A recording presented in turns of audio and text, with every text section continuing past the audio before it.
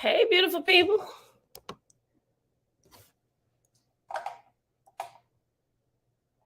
Top of the day.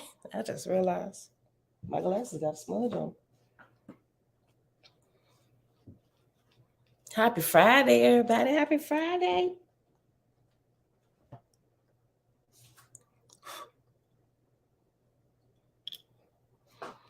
All right, y'all. Who here? Who here? I seen y'all already. I clicked it. Most of y'all here before I get here anyway. I'm like, okay. Kizzy. Hey, girl. Hey, Nazarene and Scene. Salute. Vinet. Greetings. Tabitha. Shalom. Shayla Cousin. Hey, girl. Hey, I love you so much. Avia. Greetings. Oh, my thing moving slow. Y'all precious jewel, grand rising, Kendrick, shalom, just me, shalom. Dawn, what's good, sis? Elizabeth Weaver. Remember, Elizabeth Weaver is Ray. Hi, Ray. Tigva, bless up, sis. And everybody else here already hanging out in the background in all of the places in social media world. Well, not everybody. We ain't on Twitter. We ain't going to allow to a few places. But Facebook and YouTube, the multiple channels. Top of the day to you. All right, y'all. Today is Friday. It is April the 14th, 2023.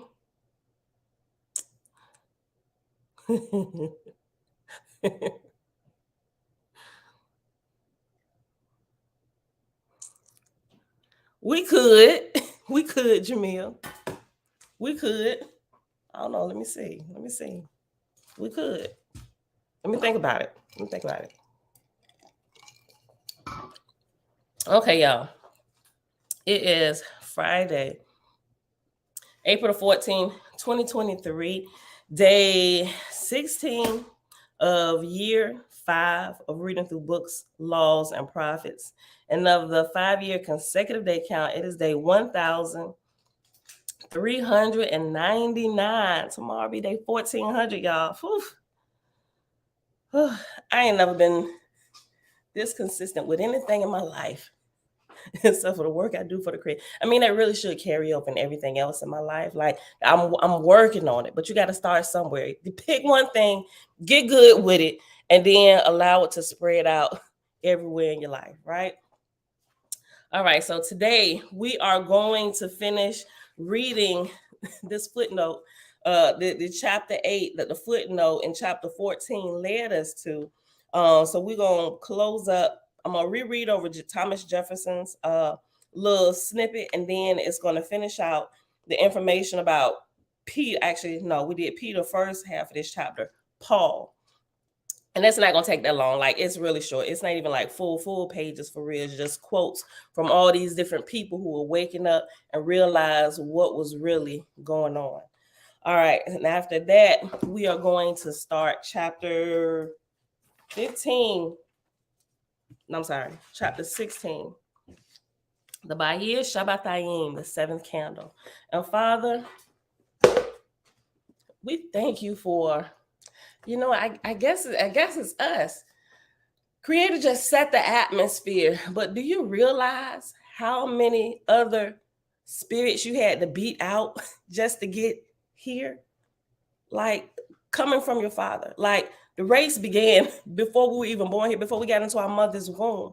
We had to beat out a bunch of other spirits to pass through the matrix of our father to enter the womb of our mother. Some of us enter with buddies, right? We came on a buddy system. You got a twin, maybe you got a triplet, maybe you got a quadruplet. Maybe it's more y'all that came at the same time. Like, y'all had a plan together and y'all made it through. You know how amazing that is, just to make it from there to the womb to here?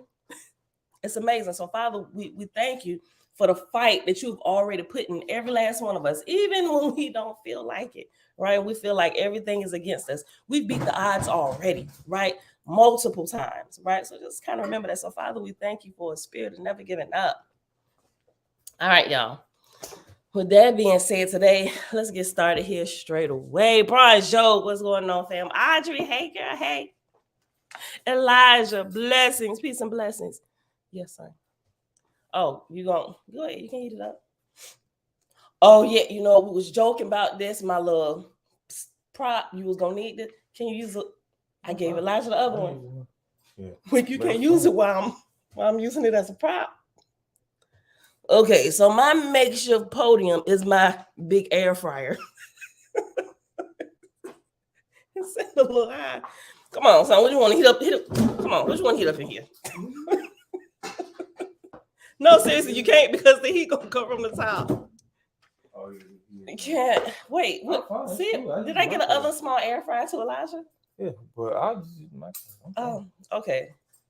Sorry. Like, if you want to use this, you need to come down here before 6 a.m. Prepare your food. Yes, it's a bunch of mangoes. I got all the fruits. Okay. Kroger have the best fresh fruit. Mm-hmm. All right, let's get back to this. All right. Tabitha says, shout out to Jeremiah. Hey, y'all heard him. Hannah, happy Friday, says Kings and Queens coaching group. Shalom. All right, y'all. All right, open up the book if you got it. Some of y'all may not have it, but we're going to go to page, okay, Thomas Jefferson. Let's go to page 147. Hold on, wait, no. Yeah, 147 to the middle of the page. The fact that there are more words in the mainstream Bible from Paul than Jesus might not matter so much if Paul's words or Paul's teachings were similar to Jesus's words or teachings, but they are not, as I'm about to demonstrate. Many great thinkers throughout history have noticed that the teachings of Paul are very different than the teachings of Jesus. One of those great thinkers was Thomas Jefferson. He wrote, Paul was the first corrupter of the doctrines of Jesus. Well, Thomas Jefferson was close. Actually, as explained previously, the first major corrupter of the doctrines of Yeshua, Jesus, was Peter. So remember, we talked about that and how he despised women being in the ministry or walking with the men and all that stuff. He was the first major corrupter. And it's still all them shenanigans. It's all the way through scripture. Abba girl, shalom, shalom. I didn't get that. Could you try again? See, sis, I was not talking to you. Okay. Siri's so nosy. Well, Thomas Jefferson was close. Actually, as explained previously, the first major corrupter of the doctrines of Yeshua, Jesus, was Peter. After the crucifixion, Peter refused to follow the Lord's appointed successor, Mary Magdalene, because she was a woman. Not only that, apparently, as revealed in the Megillah, Peter never was a true follower of Yeshua, though he claimed to be his successor. In fact, the Megillah reveals that Peter was secretly part of the plot to have Yeshua crucified. Peter led the first schism off the original Nazarene Christianity, throwing out the divine feminine, founding what became known as Ebionite Christianity. Paul led the second major schism in Christianity, founding the Christianity that evolved into modern mainstream Christianity. Since that religion is based more on the teachings of Paul than Jesus, I call it Paulinity. Paul, who came on the scene 20 years after the crucifixion and never met Yeshua, infiltrated and then left a schism off of Peter's Ebionite Christianity, which at that time was the only form of Christianity large enough in Israel, Judea, to bother infiltrating. The Nazarene form of Christianity was much smaller, most of its leaders already having been killed and the Magdalene having fled to France, Gaul. Rather than criticize Thomas Jefferson for being a bit off in his assertion that Paul was the first corrupter of the doctrines of Jesus, we commend Jefferson for having noticed the fact that Paul had indeed changed Jesus's doctrine. Jefferson, without any of the recently discovered scrolls or scholarly works that we have access to, simply noticed that the teachings of Jesus, even in the mainstream New Testament, were very different from the teachings of Paul. What did he do about it?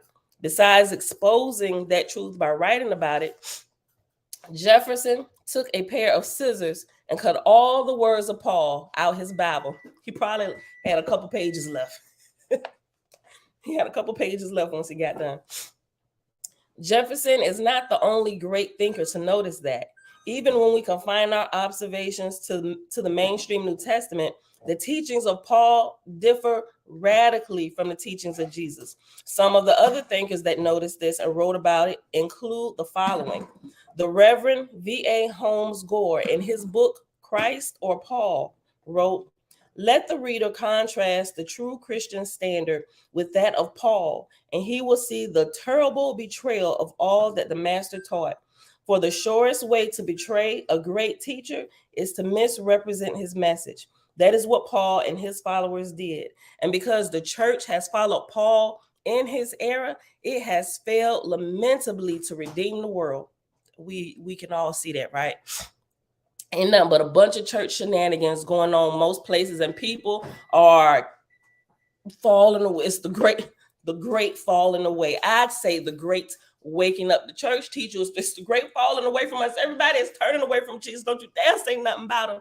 Bro, we waking up because y'all tell us not to preach another Jesus, but it is you are the very ones who are preaching another Jesus, right? We really going to check this dude out, see if he really said some of this crap y'all said he said. Like seriously, I got a mama, I got daughters. You know, what's this mess with all the women? Are we to really follow somebody that believes like this? Like, I'm really turning. I can't.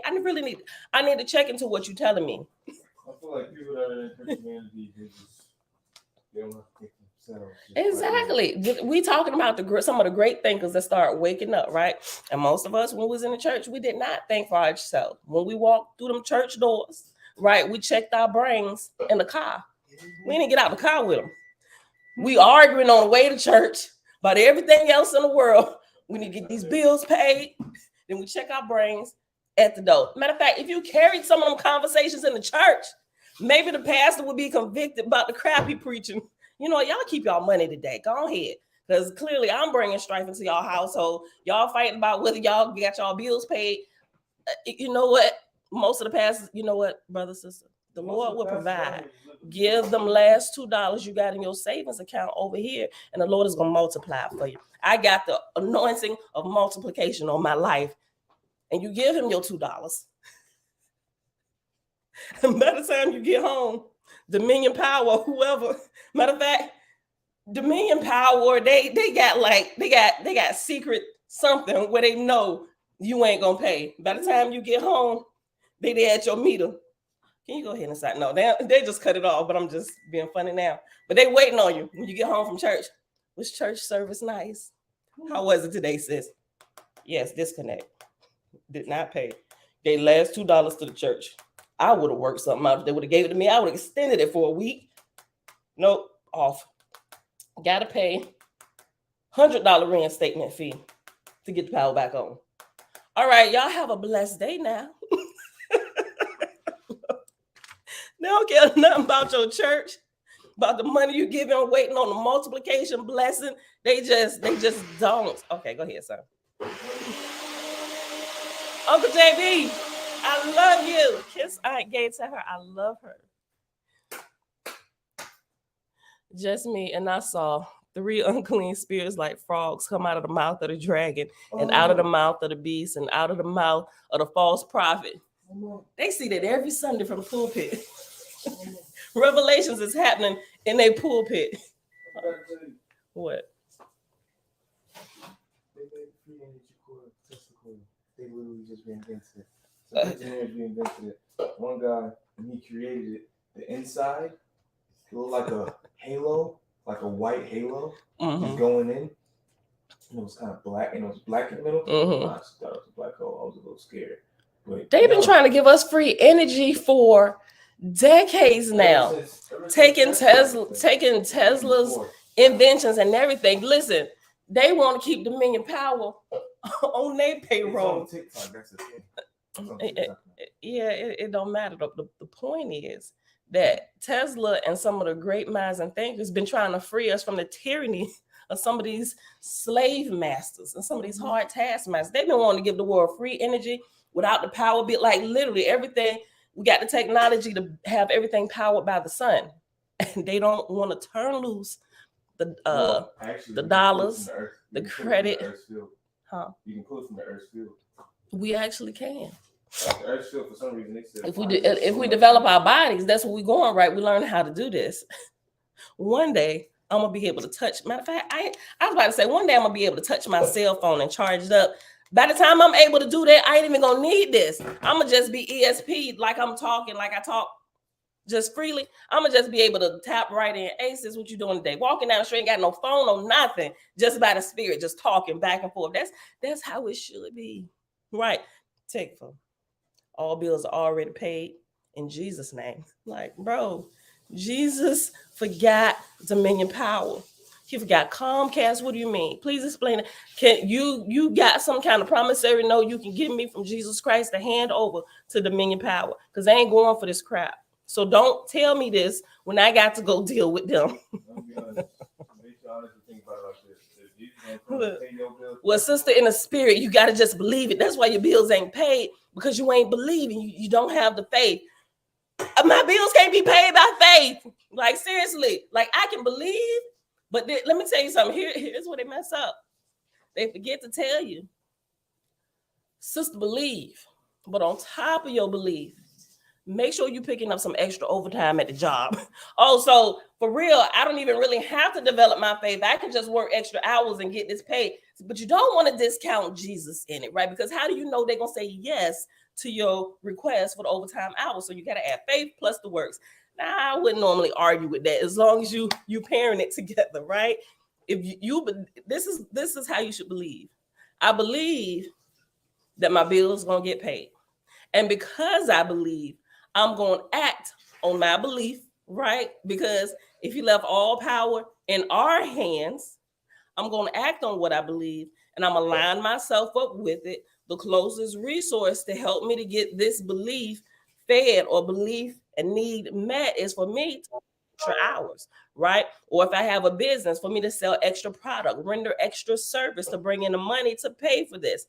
So they cut off works on every part of it. I mean, even though the scriptures tell you cannot have faith without works, right? And a lot of times the pastors just want you to believe while you in their house and leave your money at the steps. I mean, at the altar, huh? Mm-hmm. You done? Mm-hmm. You got to blend again?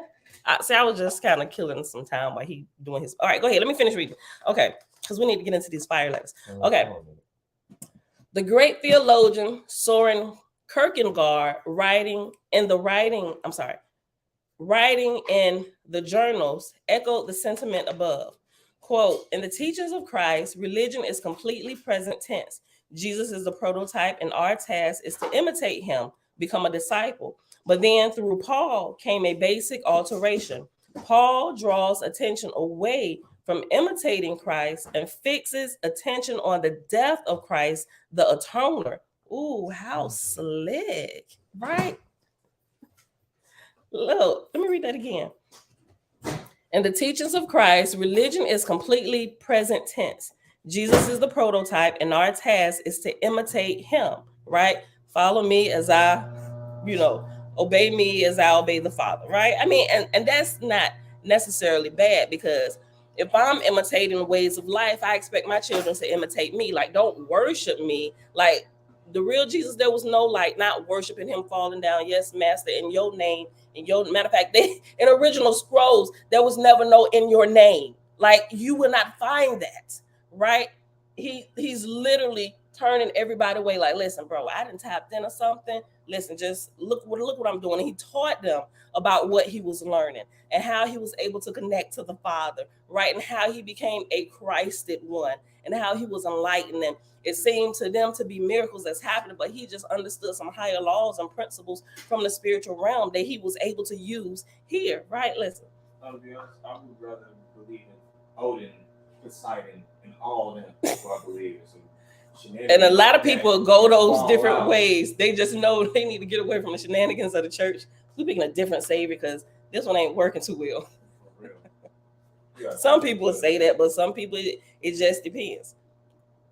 In the teachings of Christ, religion is completely present tense. Jesus is the prototype, and our task is to imitate him, become a disciple. But then through Paul came a basic alteration. Paul draws attention away from imitating Christ and fixes attention on the death of Christ, the atoner. What Martin Luther in his Reformation failed to realize is that even before Catholicism, Christianity had become degenerate at the hands of Paul. Paul made Christianity the religion of Paul, not of Christ. Paul threw the Christianity of Christ away, completely turning it upside down, making it just the opposite of the original proclamation of Christ. And most Christians never really truly read the true words of JC that he spoke and how he performed. Even some of the miracles they have screwed up. I was just thinking about some of the stuff that they need to get into some of the older, more ancient scrolls that record things about Jesus. And Jesus was not the only one on earth that was doing it, y'all. In every continent, go ahead, you good. In every continent on the earth, there was somebody who was walking in the light of Creator that would be considered a Christ. You got Zarathustra, you got what's Buddha's real name? they didn't turn Buddha to something completely that he never was. You'll see a lot of these original savior prototypes, Christ head figures throughout Owaski, because it goes into the history of a lot of them, and they were like everywhere. No. We ain't talking about like the more recent names and all that stuff. We're talking about their original names, and it's changed throughout the millennia. People have just changed their names, and now what they know, most people know of, is the false creation of I ain't gonna say of a once true person. The person is still true, but they've changed all the information around, and they've made them into these savior type people that are to be worshipped. They've turned them into idols, and that's the problem. I feel like that is the problem. If humans didn't look at teachers as God, but looked at them more of a way of life, so more so as vows, like a vow. Yeah. So like the Nazarene vow. How you pronounce Nazarene? How long you been living with me? Yeah, my bad. It's the vow that you took. It was like vows, like okay. The Nazarite vow. Nazarite vow. Like Jesus represent, this type of vow, this type of discipline, go down this route, this way of life. Buddha represents this way of life, going that way. Different type of disciplines. So you have priests. The true people all represented the true discipline of Creator. That's one thing. They will all represent that, but just different ways of going about it is what I'm talking about. Oh, I get what you're saying. Yeah. Okay. All right, let me finish this, y'all. So I don't want to be here too long today. And I definitely want to get into these Nazarene fire letters. All right. What Martin Luther in his Reformation failed to realize is that even before Catholicism, Christianity had become degenerate at the hands of Paul. Paul made Christianity the religion of Paul, not of Christ. Paul threw the Christianity of Christ away, completely turning it upside down, making it just the opposite of the original proclamation of Christ. The brilliant theologian Ernest Renan, in his book, St. Paul, wrote, "True Christianity, which will last forever, comes from the gospel words of Christ, not from the epistles of Paul. The writings of Paul have been a dagger and a hidden rock. The causes of the principle, The writings of Paul have been a dagger and a hidden rock, the causes of the principal defects of Christian theology." Will Durant, in his Caesar and Christ, wrote, "Paul created a theology of which none but the vaguest warrants can be found in the words of Christ. Through these interpretations, Paul could neglect the actual life and sayings of Jesus, which he had not directly known. Paul replaced conduct with creed as the test of virtue. It was a tragic change." Robert Frost, winner of the Pulitzer Prize for Poetry in 1924, 1931, 1937, and 1943, in his A Mask of Mercy, wrote, and if y'all go to look this up, mask is spelled MASQUE, A Mask of Mercy. Yeah. Trina, hey girl, hey. I didn't finish reading that. Robert Frost, in his Mask of Mercy, wrote, "Paul, he's in the Bible too. He's the fellow who theologized Christ almost out of Christianity. Look out for him. It's a lot of people that go through, like, and these people were like really sincere about their faith, and they were pouring over the scriptures. That's how it happened with me. Like, it's impossible to miss that if you're like reading your Bible all the time. And that's all I did.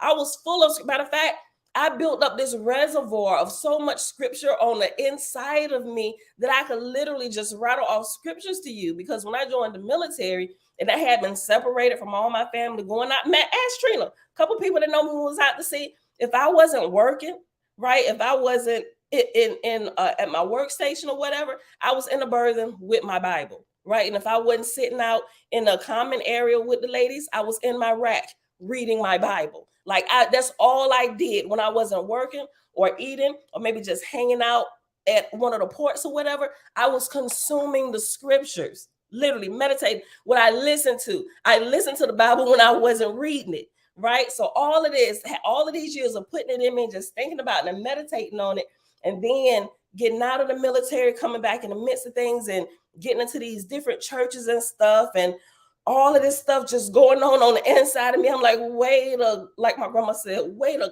cotton picking minute. A cotton picking. And so there was this war going on the inside of me, with all of this stuff, All right, hold on. But listen though, it wasn't just like when I would pray, my prayers would be answered, but not all of them. And I couldn't understand why. Oh, well, sister, you was praying amiss. Maybe, you had to work, whatever.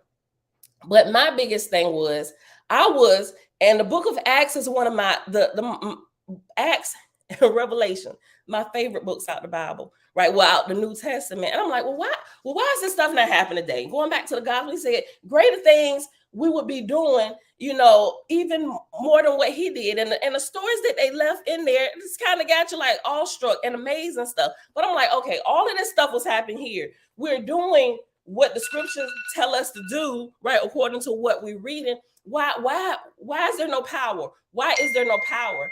And thank you. Okay. Thank you, Mother. No, you know what I believe it was? Yes. I believe it was your watches that actually hooked you up. My what? Your watches, and I saw how disciplined you were. Oh, you think it was my watches in the military that helped me out? Yeah, your watches. Yeah. Because what? We were appointed like one angel each? No, we get more than one. Well, more than one.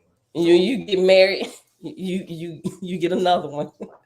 Yeah. Louis to help y'all work through y'all stuff. Most people they don't even realize it. Yeah. All right, so back to this. I'm pretty sure that time you put your hands in the machine. One day. Oh yeah, see, there's like a lot of supernatural things that I was able. I ain't gonna say was. I am still able to do, and I'm just like, okay, why are we not seeing this manifest on a higher level? Like I could like stuff like I would lay my hands on machines and stuff. I'm like, this is pretty freaking cool. So different stuff I was learning, and now I'm a little more aware of what's happening, right? And as I build up my spirit, the my Merkaba, like Merkaba, like all of this stuff. So now I'm like, okay, so this is probably why that worked. The energy, like all of this stuff, right? But I'm completely clueless, and everything that's like, oh my gosh, it's supernatural, and it's really not. The angel looked at you, was like, this girl, just give her some years. She gonna grow, y'all. She ain't gonna be this dumb forever. Just turned out like. Look, yeah. So some of these, but here's the kicker though. Some people with every little thing that seems supernatural that they can't explain, when they just give all the credit to Jesus without actually using their brain to think about what happened, that's another thing that keeps them stuck in religion, because now I got these miracles that happen. How can you tell me that Jesus ain't real? Like, bro, listen, like we literally have to be deprogrammed from the doctrines of Paul. Matter of fact, they ain't even preaching the doctrines of Christ. And I'm 100% convinced at this point, churches, unless they've woken up and realized what we have, the doctrines that are being preached from time immemorial since the inception of the church are the doctrines of Paul through and through. Even throughout the Old Testament, It's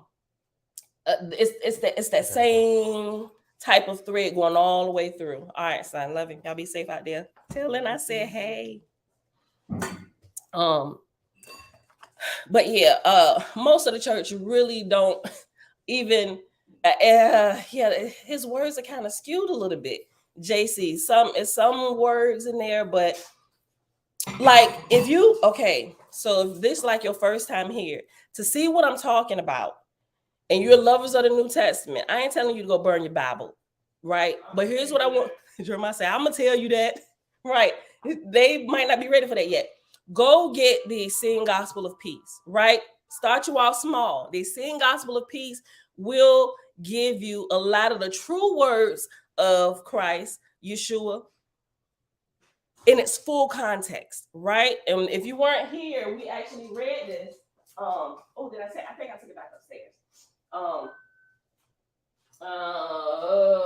I'll share it. But you can also listen to it online now. I'll reshare it.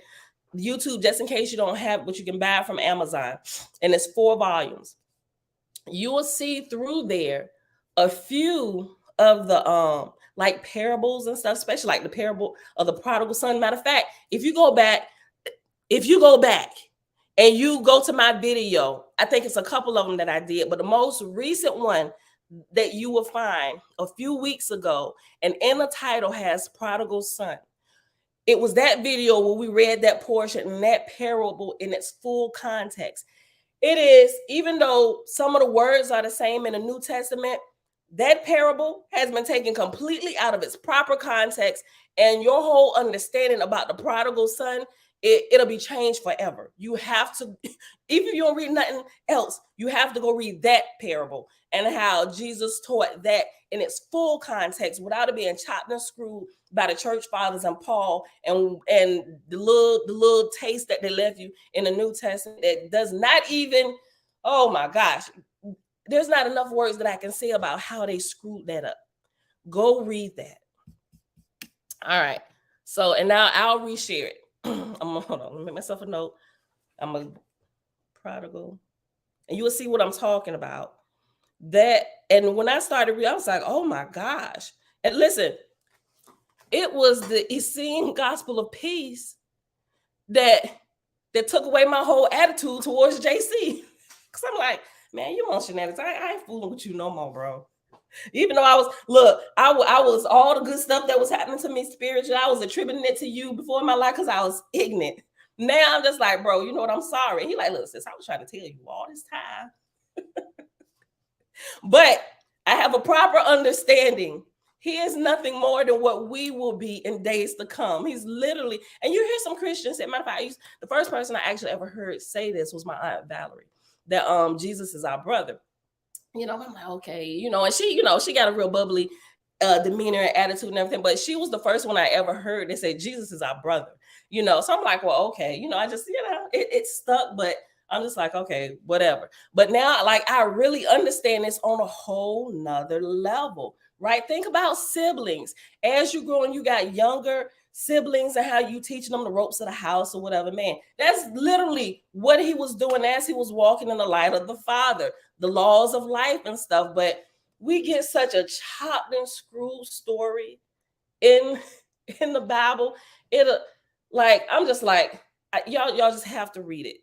It like I said, if you don't read anything else, get that. You know, it's 4 volumes and it's not that thick. And we read through the entire thing in a few weeks. So if you got this thing about reading you don't want to read, go listen to me read it. If you don't want to hear all my crazy stories, today I'm gonna post the YouTube video where they're reading it straight through, and you can just hear it straight through without all what I was sharing.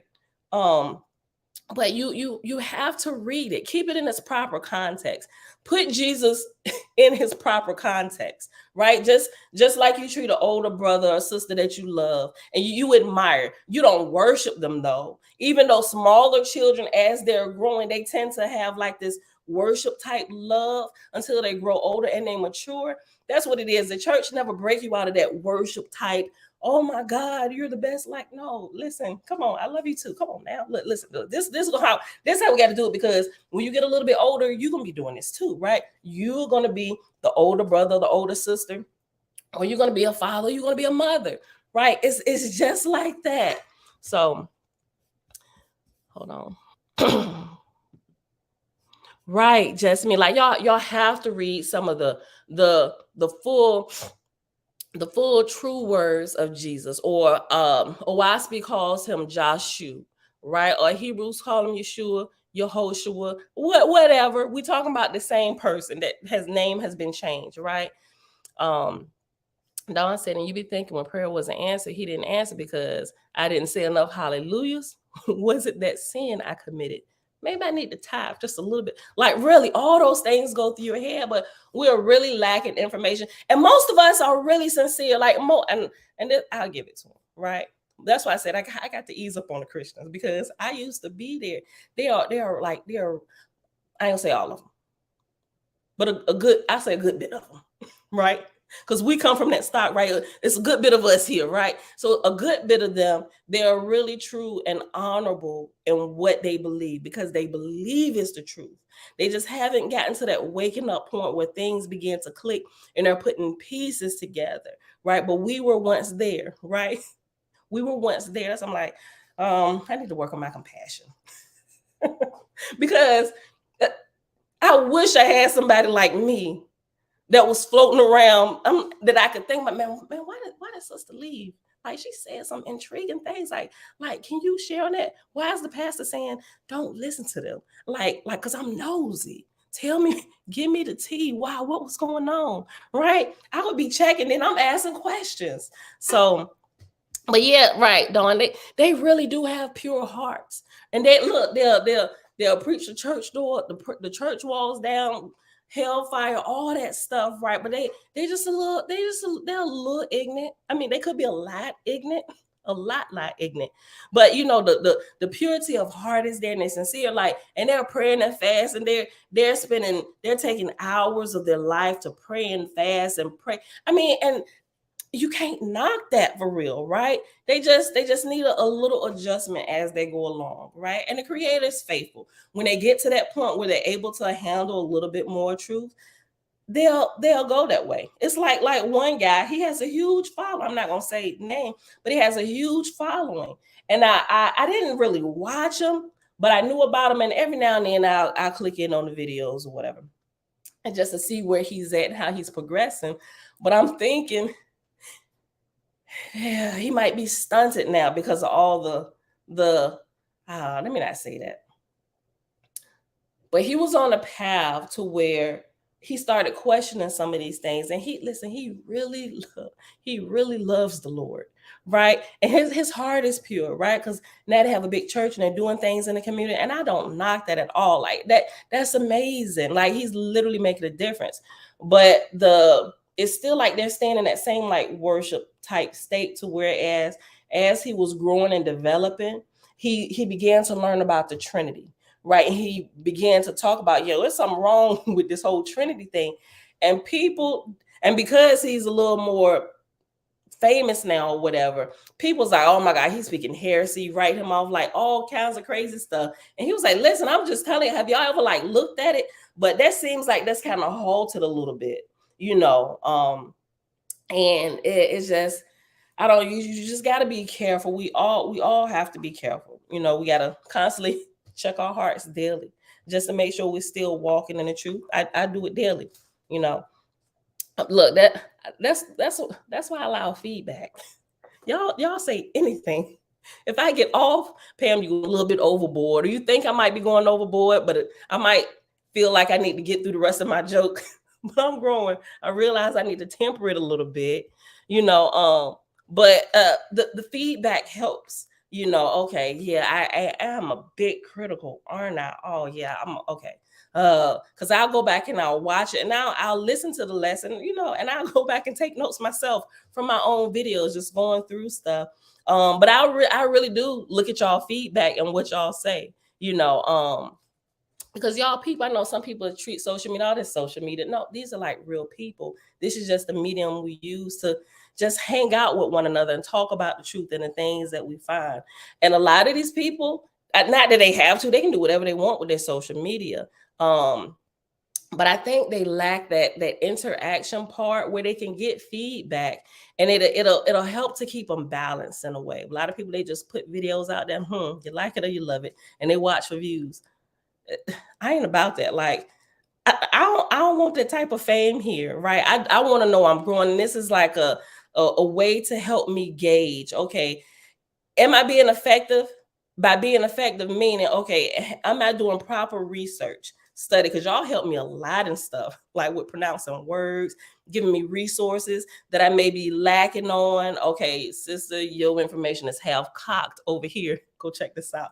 I'm like, oh, shoot, I thank you for that, right? It helps me to get better. So I hope, like y'all helping me to get better, I hope in some way with my references that I bring, that I help y'all. Like iron helps sharpen iron. We can help one another grow, right? And social media is a great way to do that. So it brings the classroom into our home. All right, y'all. Oh my gosh, let me hurry up. Okay, so let me finish reading this. We almost done. I really do want to start about these Nazarene fire letters. Okay. The English philosopher Jeremy Bentham, in his Not Paul but Jesus, declared, "It rests with every professor of religion of Jesus to settle within himself to which of the two religions, that Jesus or that of Paul, he will adhere." The eminent theologian Ferdinand Christian Bauer, in his Church History of the First 3 Centuries, wrote, "What kind of authority can be there for an apostle who, unlike the other apostles, had never been prepared for the apostolic office in Jesus's own school, but had only later dared to claim the apostolic office on the basis of his own authority? The only question comes to be how the apostle Paul appeared in his epistles to be so indifferent to the historical facts of the life of Jesus. He bears himself but little like a disciple who has received the doctrines and the principles which he preaches from the master whose name he bears." Let me read that again. And this was the whole basis of this debate with Malachi and Parizo, right? They were proving that Paul either was or he was not an apostle based on the requirements that Jesus had laid out for his ministry, right? This is how you could be considered. And according to that, Paul was not an apostle. He should not be being called Apostle Paul like he was a part of Jesus's crew, because he was not. He didn't even adhere to those teachings. And we've been learning over the days that he completely turned Jesus's teachings on their head, but in a way that people don't notice it, because you have to realize that Paul was himself a scholar of the Torah. So he knew how to twist them words upside down. And here's the thing, a lot of people don't realize it because they're taught that the Old Testament is done away with. This is the new covenant that we have. That's a way to protect the shenanigans of Paul. Nobody would ever to be able to decipher Paul if you don't go read the Old Testament. Like, bro, it was like, listen, and what you do find back there, it's a foreshadowing of what's to come, right? They give you these Jesus proof texts to further enslave your mind, to keep, like, they get you coming and they get you going, right? Once you leave to go check, while you're going, remember this when you go over there.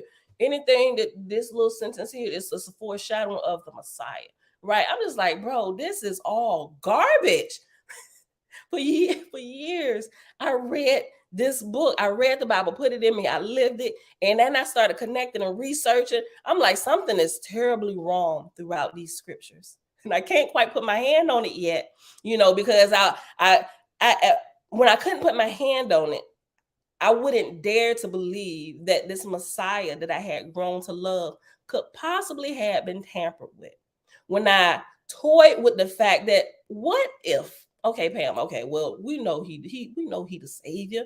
Okay, but what if he was tampered with in here? And it wasn't till that, and I only got to that point because all of this uneasiness that I was feeling, trying to connect all of these broken pieces from the Old Testament to the, I was like, something, I don't know. I'm like, Father, what in the world is going on with this? I can't quite put my finger on it, but something is wrong, right? once you start allowing yourself to ask questions, like you ain't gonna go to hell for asking questions about the Bible you're supposed to love and live. That you go to hear your pastor preach about a couple times a week. You ain't going to hell for asking questions. It's a part of your growth, right? And you should get it. Matter of fact, if you're not getting that disruption in your spirit, right, you probably need to read a little bit more until you get uneasy about what you're reading, right? Because that's what true growth happens. If everything's always smooth, grow. That's not even the way of life. There's nothing that's always smooth and easy.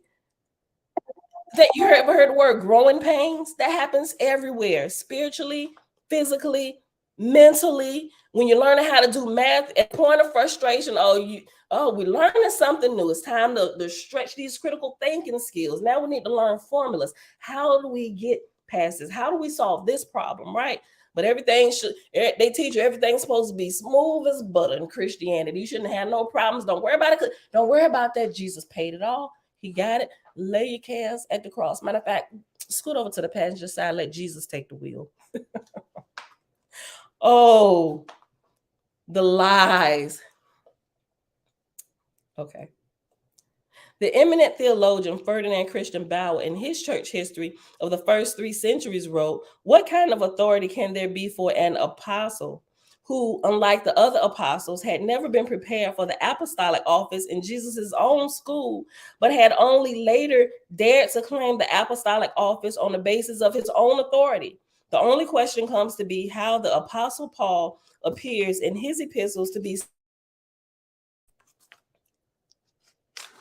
so indifferent to the historical facts of the life of Jesus. He bears himself but a little like a disciple who has received the doctrines and the principles which he preaches from the master whose name he bears.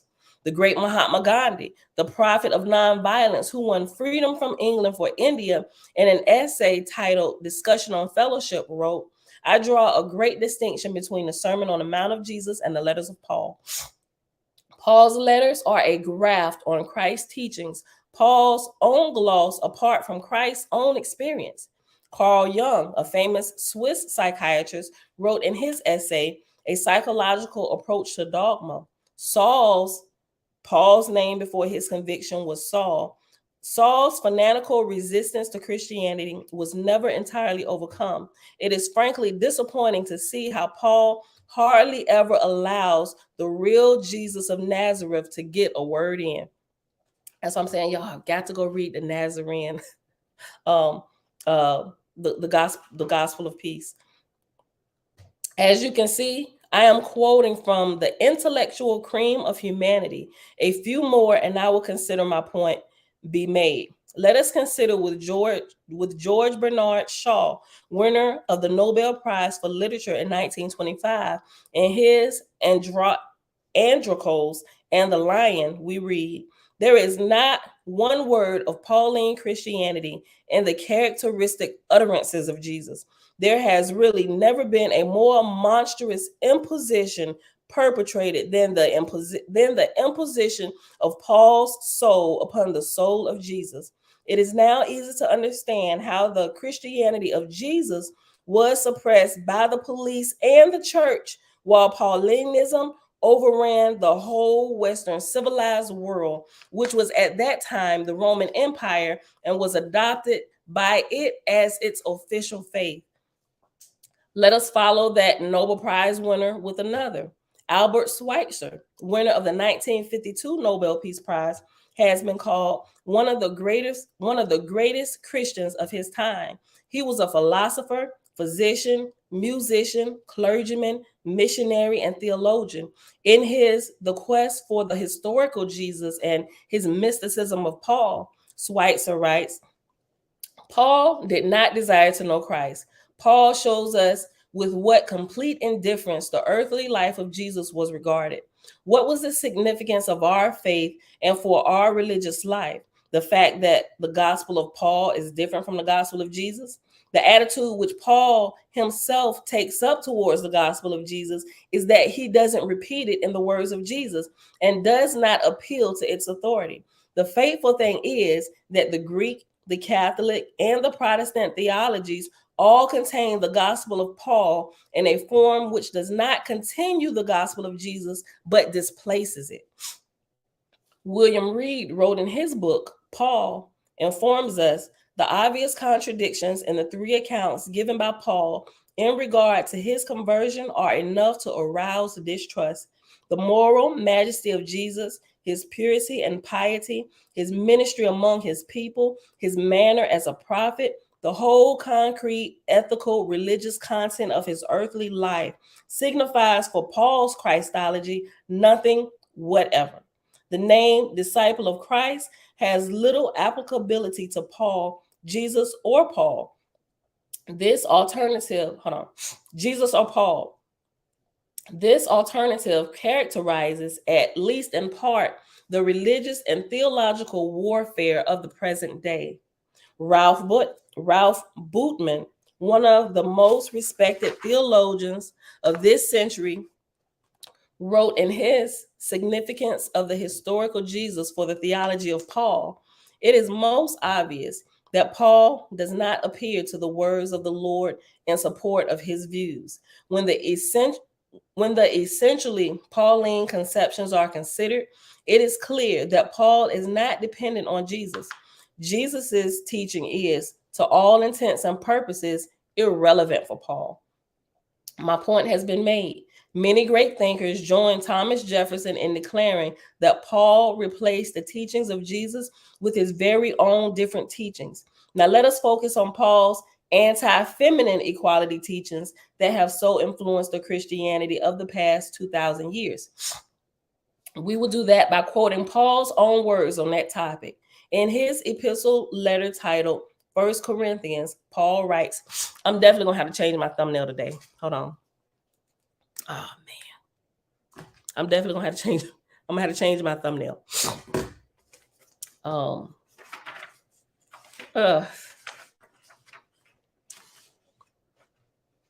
Yeah, because this is going to be more about Paul than these Nazarene fire letters. Even though we still going to start it, I'm gonna adjust my thumbnails and my title a little bit.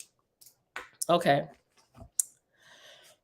In his epistle, we will do that by quoting Paul's own words on that topic. In his epistle letter titled 1 Corinthians, Paul writes, "Be imitators of me. I commend you because you remember me in everything. Be imitators of me. I commend you because you remember me in everything. But I want you to understand that while the head of every man is Christ, the head of every woman is her husband. And any woman who prays with her head uncovered dishonors her husband. If a woman will not cover her head with a veil, then her hair should be shaved off." You know what? Let me tell you something. Because of my outlook towards short haircuts, and I love short hair, and I've shaved my head a couple times, not because of anything religious, just because I thought I was cute. I guess this made me indifferent to Paul's teachings and all of this stuff. And because my husband cares nothing about head wraps, he actually he don't even really want me to wear the head wrap, but he honors my vow, right? He said, okay, it's for your vow, then you wear it, do your videos or however, whatever. He said, but when we out, let them locks out, right? Look, hold on. Let me go back. Hold on. Let me just start over. Be imitators of me. I commend you because you remember me in everything. But I want you to understand that while the head of every man is Christ, the head of every woman is her husband. And any woman who prays with her head uncovered dishonors her husband. If a woman will not cover her head with a veil, then her hair should be shaved off. For a man ought not cover his head, since he is the image and glory of God. But woman is the glory of man. Neither was man created for woman, but woman for man. This is why a woman ought to have a veil on her head as a sign of submission to her husband, that all men and angels will see. And if anyone disagrees with me about this, and I do, roll my neck and everything, and I do, Paul, the shenaniganizer. And if anyone disagrees with me about this, they must be told to obey. For nothing else is acceptable in the churches of God. And clearly we know the churches are the false God, because Creator's like, they're going to work it out. Just give them a while. We the ones that get on the page. But you see what he doing? I'm going to offer him the same chance to grow that everybody else is. Even though he making a mess down here, he going to have to clean it up, right? It's like Creator's like, y'all gonna learn how to work through this, because if y'all gonna be what I am one day, you're gonna have to learn how to navigate all of the shenanigans, right? Because one day when you're ruling over a world, right, you're gonna have all this stuff going on in your plan, and you can't be flipping out and be wanting to kill everybody. You're gonna have to stand back, unbiased, full of faith that your children are going to learn how to work together. They're going to learn how to work through their differences. They're going to learn, you got to navigate it from the outside for the best of all involved, right? Because what parent will slaughter one child? Because, now, if they're in their right mind, right? Okay, all things being equal, right? But think about what parents do when children are at odds with one another, when they don't agree. The parents step back. They should. Most parents do. We ain't talking about families who have issues going on. Maybe mom and dad is not totally not there or whatever. But y'all get what I'm saying, right?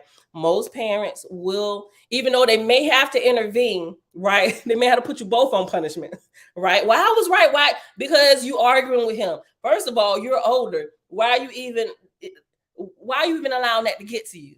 Right? It's like parents most of the time will step back and allow you to work your problems out when you don't agree, right? They'll kind of help you navigate for the betterment of all parties involved, right? Because all of y'all are my children, right? And we got to get this together, right? Look.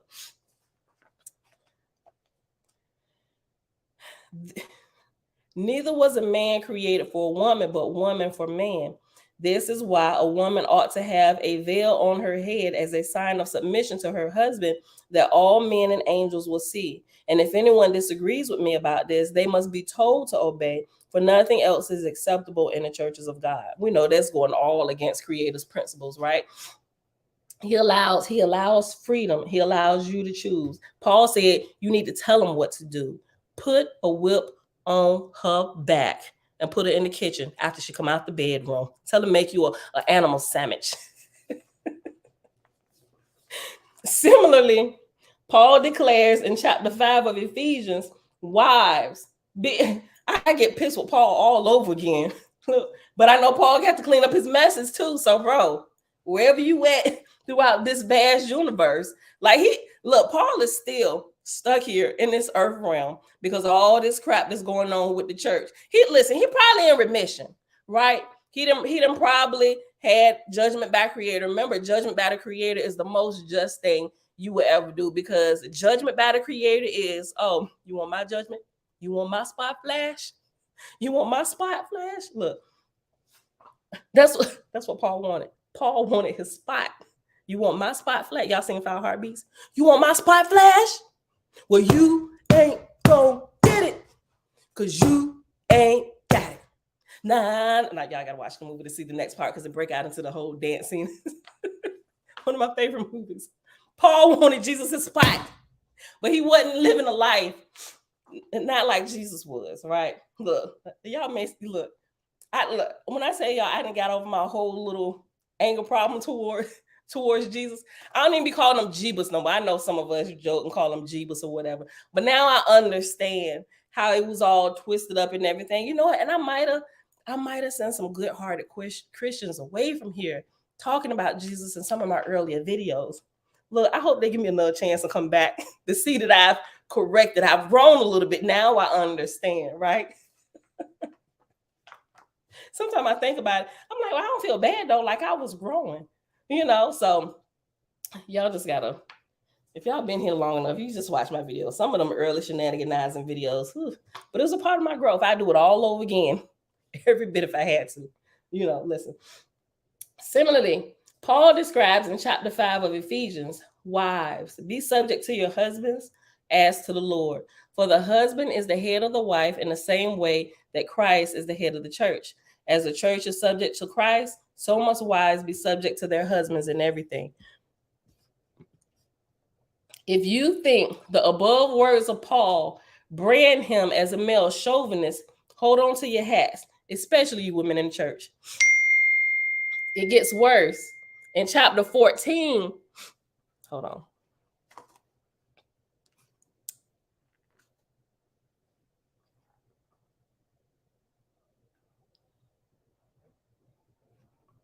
Cedar. Okay. If you think the above words of Paul bringing him as a male chauvinist, hold on to your hats, especially you women in the church. It gets worse. In chapter 14 of 1 Corinthians, Paul writes, quote, in all Christian churches, the women should keep silent whenever in church, for they are not permitted to speak, but should be subordinate. If there is anything they desire to know, let them ask their husbands at home, for it is shameful for a woman to speak in church. If anyone think he is a prophet or spiritual, he must acknowledge that what I am writing to you is true and from the Lord. It's garbage, every bit of it. He was truly a misogynist, right? Having demonstrated that both Peter and Paul alterated the original teachings of Yeshua Jesus and caused a very different form of Christianity to sweep much of the world, very different from the original Nazarene Christianity taught by Yeshua and Magdalene, the question must be asked, did the Lord Christ and Lady Christ lose, get defeated by lesser beings like Peter and Paul? My answer, no. Not if we take a larger view. And that's what I realized. I began to take a larger view. Right? Garbage. It is garbage, right? Listen. So we're taking a higher view, right? Listen, because we're all developing. We developing and operating at our highest light now, right? We ain't so pissed with the Christians and we talking. I mean, we still gonna crack jokes. That's what we do here. We crack jokes on everybody. Not just the Christians, right? It helps break the ice, right? It helps people. I don't just crack jokes on them, but I crack jokes on myself too. It helped break the ice. Be like, okay, well, she ain't a complete douche. If she talk about herself, it's just a way to get everybody. Okay, we cool. Okay, let's work through it. Listen, okay, yeah, I know, I'm sorry, right? It makes apologizing a little bit easier, especially when you stick your foot in your mouth. Oh my gosh, something. Bella apologized yesterday to her brothers. Like, it made my heart melt. Okay, so let me tell y'all this quick story. It's like real quick. Okay. So Bella was asking her dad. She said, Dad, can we go to the movies tomorrow? Which was yesterday, right? He said, okay, baby, what movie you want to go see? I don't think no kids' movies out that we can go see. She said, let's go see Avatar. Avatar is already, we can watch it. We can stream Avatar now, right? So they was looking for a movie to watch. And he said, I don't know, baby. Maybe we'll wait a couple days, see if something else come out. He said, what if we go bike riding? Right? No. Well, before he said that, she was like, okay. And she hopped up, ran through the house, told her brothers, we're going to the movies tomorrow. Yay, we're going to the movies. Right. And so then the next day comes, which was yesterday. And then so she wakes up. First thing she said, Daddy, we still going to the movies today? He said, baby, I looked at the movies. They're still not really that I want to take y'all to see, He said, so how about we go bike riding today? No, hold on. No, he didn't tell her bike riding yet because I'm thinking about what she went and told the boys. Okay, so he said, let me think about it. I'll let you know in a few hours, right? And so she gets up, reminding her brothers, we're going to the movies today. Y'all get dressed. Zay, go brush your teeth, clean your ears, right? She repeating to them everything she hear me constantly tell them to do, right? So she doing all this. She done pull her clothes out. Sis is dressed by 8:30, ready to go to the movies, right? James had to leave out for a little bit to go to a meeting for one of the projects. Then he came back and she said, Dad, we're ready to go to the movies. Zay even cleaned his ears. So I'm cracking up. Then he said, and by this time, the boys, they was already worked up like, yeah, we're about to go to the movies. What we're going to see? Mom, what we're going to see? I don't know what we're going to see. He did it. And Bella planning this whole day. And so he had one, James got back and he was in a garage messing around with something. And Bella went out there, Daddy, we all ready. Let's go. And he said, baby, how about we We put the movie off for a few days and let's just all go bike riding. And you can tell she was a little, but like he do, he make it seem super exciting. And then just for a quick moment, her little disappointment's like, okay, daddy, yes, let's get our bikes and go bike riding. As long as I'm with you. I'm like, he's amazing the way he does that with her, And so he looked at me and he winked. I'm like, all right, big daddy, go ahead. Look. And so the boys come down the stairs. They said, so when are we going to the movies? I said, I don't think we're going to the movies today. We're going bike riding. They said, oh, man, we got dressed for nothing. And I'm like, no, you didn't get dressed for nothing. You should get dressed every day. And what they did at this point is where the reason me telling y'all this story. So they said, Bella said we was going to the movies. I said, you were going to the movies, but your dad changed his mind, pushing it off for a few days, going bike ride. I don't want to go bike. I don't want to go bike ride. Everybody repeating each other, parent. I don't want to go bike ride. I want to go to the movies now. And so then, because Bella had told them that they were going to the movies and they didn't took all this, did all this, what they perceived to be extra work. They could have just been lounging around in their basketball shorts and t-shirts and stuff.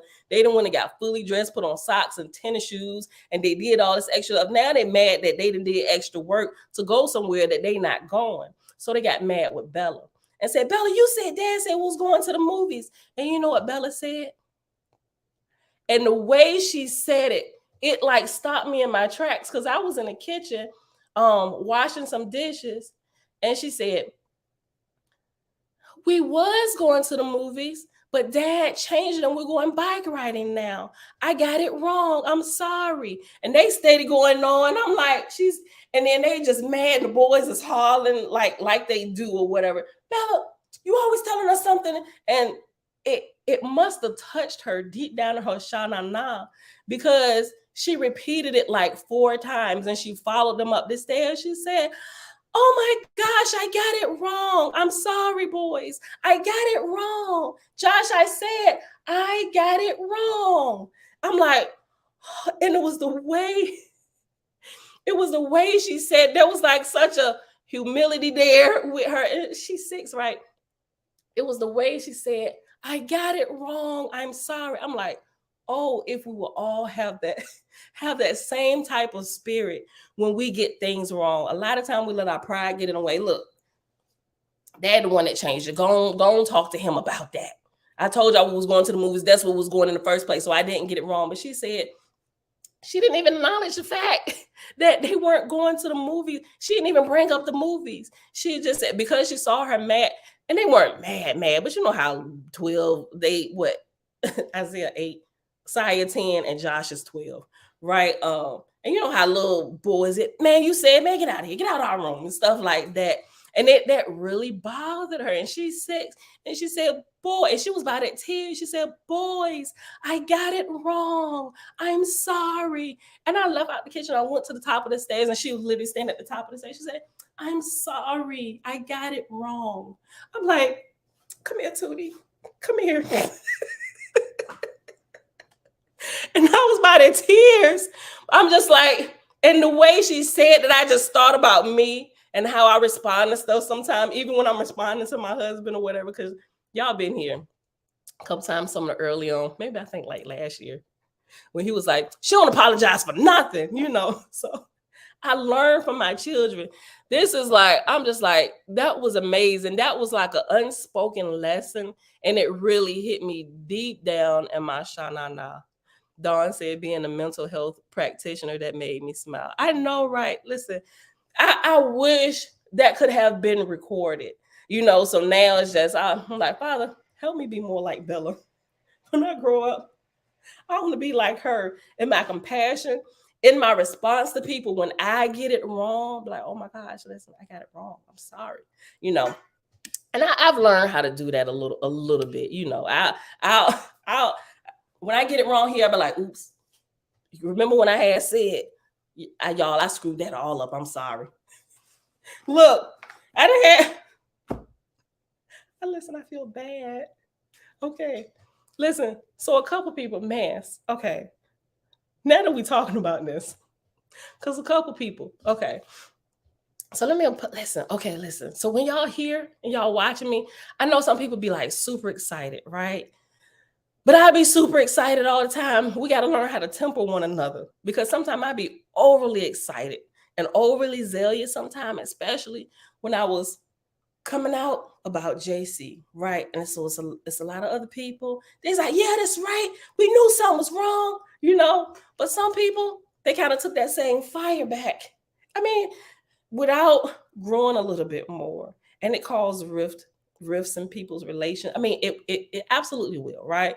I mean, because it was their choice to do that. But now I'm learning how, when I share stuff with y'all, to make sure when I share it, I explain it in a way where nobody's gonna misinterpret that in any kind of way. And I can't always control what other people do and how they perceive things, but I want to make sure I'm really clear on how I explain stuff, because now a couple people dealing with the blowback from some family members and the whole Jesus thing. He wasn't even a real person. I'm like, oh shoot. Y'all remember that video? I was like, maybe he did exist. But it's a couple people. Jesus was a made-up character. Like, they telling me what they say, and they repeated my words. I'm like, oh my God. Oh my God. I'm so sorry. Listen, I just found out, according to some more documents I hadn't got to yet, he did actually exist, right? So I'm sorry, y'all. Like, I really am. in my best Bella voice, I got it wrong, right? I was lacking information. Like, I be thinking about it, I was like, oh my God. I'm like, okay, so he did exist, right? But now we got a little more information. We realize this is the shenanigans of Paul and Peter and church fathers and stuff. So listen, maybe I should add something to this disclaimer. I'm gonna have to add something to our disclaimer. While we're growing on the go, shalom. While we're growing, we got to be patient with ourselves. So I need to let people know that just kind of show up here that don't really know. Maybe I'll put it before, I'll make it the first disclaimer. While we're here, we're growing, things are adjusting, beliefs are changing, we're trying to straighten the roads out, something like that, right? So we may say something that we don't necessarily believe in days to come, as we're shaking through the truth, sifting through the truth, trying to actually find the gold nuggets and get rid of all the dross, right? So I apologize for that. I'm so sorry, people. For the ones who just like, because some people with a little bit more fire than me, and they go give it to people. I'm like, dog. I'm like, man, listen. Now family members is not talking, because I mean, and I'm sorry. Like, I really am. I'm really sorry. So, but Jesus was a real figure. He was, right? Listen, even if y'all take this snippet and go show it, be like, listen, we're growing, show my little snippet. I don't know if that's gonna help. They probably don't want to see nothing you got to say no more, right? You done crucified my Lord and Savior all over again, just like the scripture said you was gonna do. I don't know. Father, help me make it right. Forgive me. Now I gotta come back and clean up my messes, right? That's the judgment of creative. You screwed it up, you fix it, right? You broke it, you fix it, right? That's how you grow. That's how you learn humility, compassion, like all of this stuff. But by his judgment, is allowing you to fix what you screwed up, right? So I'm sorry. Yes, it's progression. It's progression. And it is a lifelong process. All right, y'all. So look, where we at? Oh, we at 7:30. We've been here an hour and 15 minutes. Let's just finish this. I definitely have to change the thumbnail today. So we ain't even gonna get into the Nazarene fire letter. So I'm gonna fix that before the end of the day, and I'll probably use the same one tomorrow.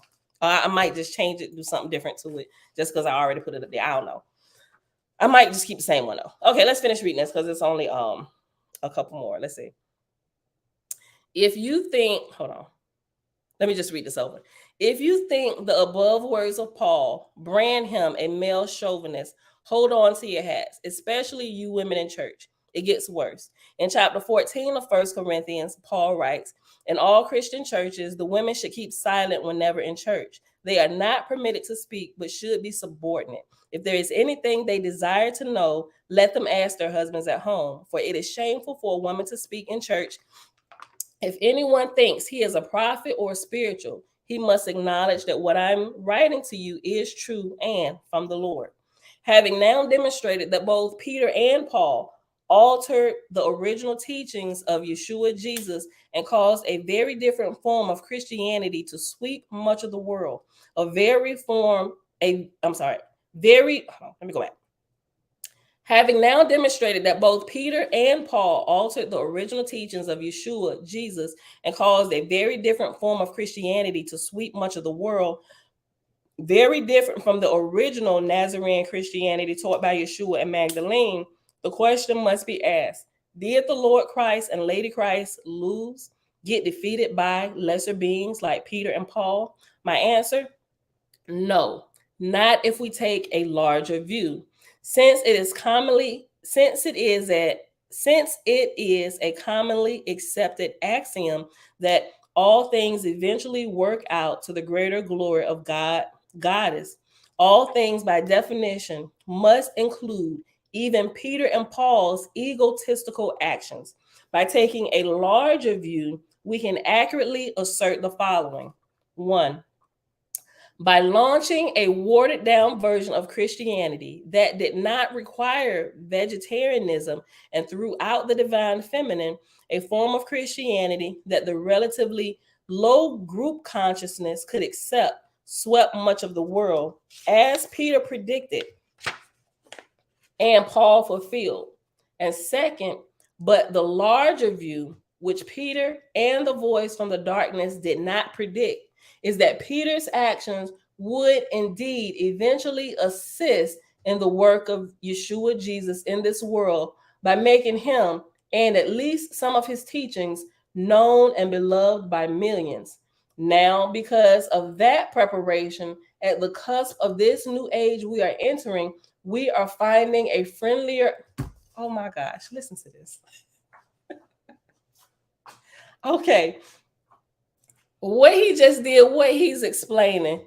Look, what he's explaining is this is good. I'm gonna reread the paragraph I just read. He said all the way he put this together, all things are working together. He said, so let's just say, even though all of their shenanigans, let's see what lessons we can take from. He's literally taking what they did, all the shenanigans, and seeing how it's going to help even further develop us, right? Taking all of what they did that was bad, and let's see what lessons we can learn so we can take people even higher, right? We ain't gonna just throw it all away. We're gonna use it as stepping stones to continue our growth. Listen, let me read it over. This. I love this. Look. Hold on. And just think about it though, because if we hadn't gotten disturbed, we wouldn't even started looking like this. It has to be more than this, right? You know, this all of their shenanigans cause people to actually wake up. Like we are no longer being sheep led to the slaughter, you know. So in that way, it helped a lot. Listen, okay. Since it is a commonly accepted axiom that all things eventually work out to the greater glory of Goddess, all things by definition must include even Peter and Paul's egotistical actions. By taking a larger view, we can accurately assert the following. The first thing, by launching a watered down version of Christianity, which is what Paul and Peter did, right? And they completely remove all the words of Jesus. By launching a watered down version of Christianity that did not require vegetarianism and threw out the divine feminine, a form of Christianity that the relatively low group consciousness could accept, swept much of the world, as Peter predicted and Paul fulfilled. And secondly, but the larger view, which Peter and the voice from the darkness did not predict, is that Peter's actions would indeed eventually assist in the work of Yeshua Jesus in this world by making him and at least some of his teachings known and beloved by millions. Now, because of that preparation, at the cusp of this new age that we are entering, we are finding a friendlier audience for the higher teachings of Nazarene Christianity than would have otherwise been the case. In this sense, which I call the larger view, or his big toe, my big theory of everything, my big toe, which I call the larger view, Peter and the voice from darkness, and Paul did not outmaneuver the Lord Christ and Lady Christ. They, the Lord and Lady, have such a large view that they can see the eventual outcome that the lower consciousness, like Peter or Paul or even Lucifer, cannot see. Perhaps now this era of human development, more people will be ready to receive both the divine feminine Christ, Magdalene in parentheses, and the divine masculine Christ, Yeshua Jesus. The fact that you are reading this book lends support to that belief. Because at first, when I first heard this, what you mean divine femininity? There y'all go talking about cultic stuff again. Me being a woman, denying the feminine portion of life. That's how bad they got us twisted up in our thinking, like we deny our own self. What do you mean divine feminine? Ain't no divine feminine. It's the Holy Trinity, the Father, the Son, and the Holy Ghost. It's the third dude of the party. They got divine feminine, denying the divine feminine. Like, bro, you are proof that the divine feminine exists. Oh, how far have we fallen from common sense? But we can see some things are just not common to some people. Okay, last part of this is this appendix, this chart, and then we're gonna pause right here, y'all.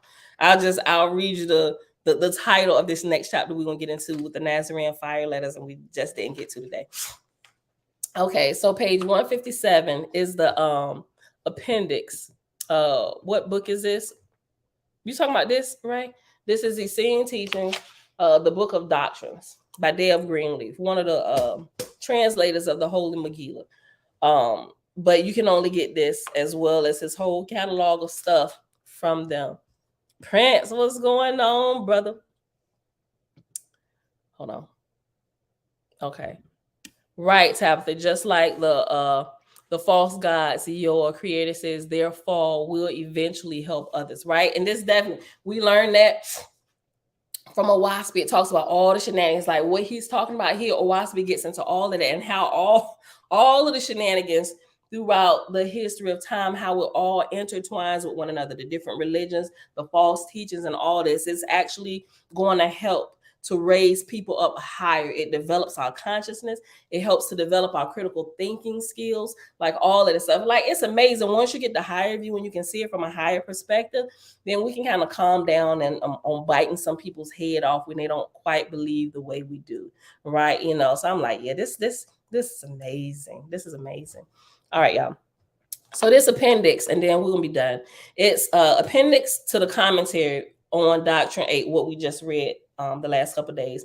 It's a chart of comparisons of Paulinity versus Nazarene Christianity, right? And so remember, in true, I don't even want to say religion. I was about to say true religion or true Christianity. I ain't even using them words no more. The living laws of life according to Creator. There is not a savior that you worship, right? It's the Father. If it, as simple as this, it's the Father helping and teaching his children, both men and women, boys and girls, masculine and feminine, to grow, right? This is a lab or a classroom for us. There's multiple classrooms that we go through to develop us on every level, right? They're standing out there helping us along the way. Our brothers and sisters who go on before us, who are now we call angels, messengers, whatever you want to call them. Sometimes they show up, sometimes they behind the scenes, and you can hear them. They're instructing us quietly with different things and turning our attention to stuff. And just like you got the good brothers and sisters, you got those that's on shenanigans too. Today, you want my spot? They won't flash a spot. I'm God. You will be, but you ain't even developed. Oh, you want to be God now? You want your inheritance now? Okay, go ahead. And Father lets it play out, right? Go ahead, let it play out, because you're gonna eventually have to fix this once you get to the end of yourself, right? Okay, so real Christianity, if you want to say that, I just still feel some type of way about it, because I think people probably still look at it wrong. But the Nazarene path of life, right? It's called the way, right? The way of righteousness. It's literally developing, doing what's right, not spending all your time on your face worshiping a being or a deity. Like, that has like that came in with idol worship. Like, we're not even, like, you're literally wasting time in life by doing that. Not that you can't be grateful to the Father and thank you, because I do. I still pray, talk to the Father, all of that. And I love worship songs. I really do. But now I have the proper perspective. You know, sometimes the Father, so you know how sometimes you just need pity parties or whatever. If I go ahead and get the crowd. You ready? Okay, it's time to get back to work. Let's go. Right? And so my whole view about growth is so much more relaxed now. I can look at things. I'm able to, without being so uptight about stuff, I'm able to sit back and observe. Okay, what am I missing here? You know, like really looking at the equation, what's playing out, all the variables. Am I missing something? Okay. So on this chart, it's topics of comparison, right? So it's given a topic, and then they let you know, was this a part of the original Nazarene Christianity or the way of life according to the Creator that Jesus taught? Whether you want to call him Yeshua or whatever, he wasn't teaching this worship me. He wasn't saying women can't preach, none of that stuff. He was literally teaching laws of life, right? That's why I said, Essene Gospel of Peace, y'all got to get a copy of that. That has a lot of his true words and true teachings in it, and you will see it's nothing like. You see bits and pieces of it in the New Testament, but it's really taken completely out of its full context. You have to get Essene Gospel of Peace. It has some of that, and this mentions it a lot, and this goes further into it with other scrolls that were translated about the real teachings. This is what Jesus was really teaching when he was walking in his flesh here, trying to teach us, our brethren and sisters. All right. The first topic of comparison: women permitted to teach in the church according to Nazarene Christianity? Yes. Teachings of Paul? No. Women required to wear head covering as a sign of submission to their husbands? Nazarene Christianity? No. Teachings of Paul? Yes. Women required to submit to their authority. Women required to submit to the authority of their husbands as if their husbands were Jesus Christ? Nazarene Christianity? No. Teachers of Paul? You know it, bro. Wait a minute. Why is Pam even talking? Close her laptop. Paul, like, yes, they have to submit. Women were created for men. Men were not created for women. Nazarene Christianity? No. Paul? Yes. Women have equal rights. Nazarene Christianity? Yes. Paul? No. The only two rights they get is the right to be in the bedroom, to turn them sheets, get creative in there, everything, and then get creative in that kitchen. That's the only two rights they have. And we set the rules for that. Kitchen and the bedroom, floor to the kitchen and the bedroom. It's the only two places a woman have in this world and in my house, kitchen and the bedroom. That's what Paul teaches. Jesus, like, what? Even Jesus was like, what? Okay. Hold on. Yeah, women and men have equal rights. Nazarene Christianity, yes. Teachings of Paul, no. God is both father and mother. Christianity, yes. I'm sorry. Nazarene Christianity, yes. Teachings of Paul, no. Because now at a higher light, we understand, well, they use God in here, right? But we know they're talking about creator based on what we've already been reading when they use it, because they also talk about through here what we learn in sitting at the Brother Geno Jennings and others like him. Yes, the women's ministry. Well, y'all ain't gonna have them coming for me. Set my channel on fire. I'm really careful about, although I want people to come here to see the truth, I think about my I'm careful with my hashtags, because I don't want just a bunch of people flocking here. I don't think I'm ready for that yet, because, and I only say that because we got a good base of people that, you know, even though we may not all believe alike, we're very respectful here. And that's what I love about our group. You go into some of these other places, it's not that they're controlling or they're trying to censor you.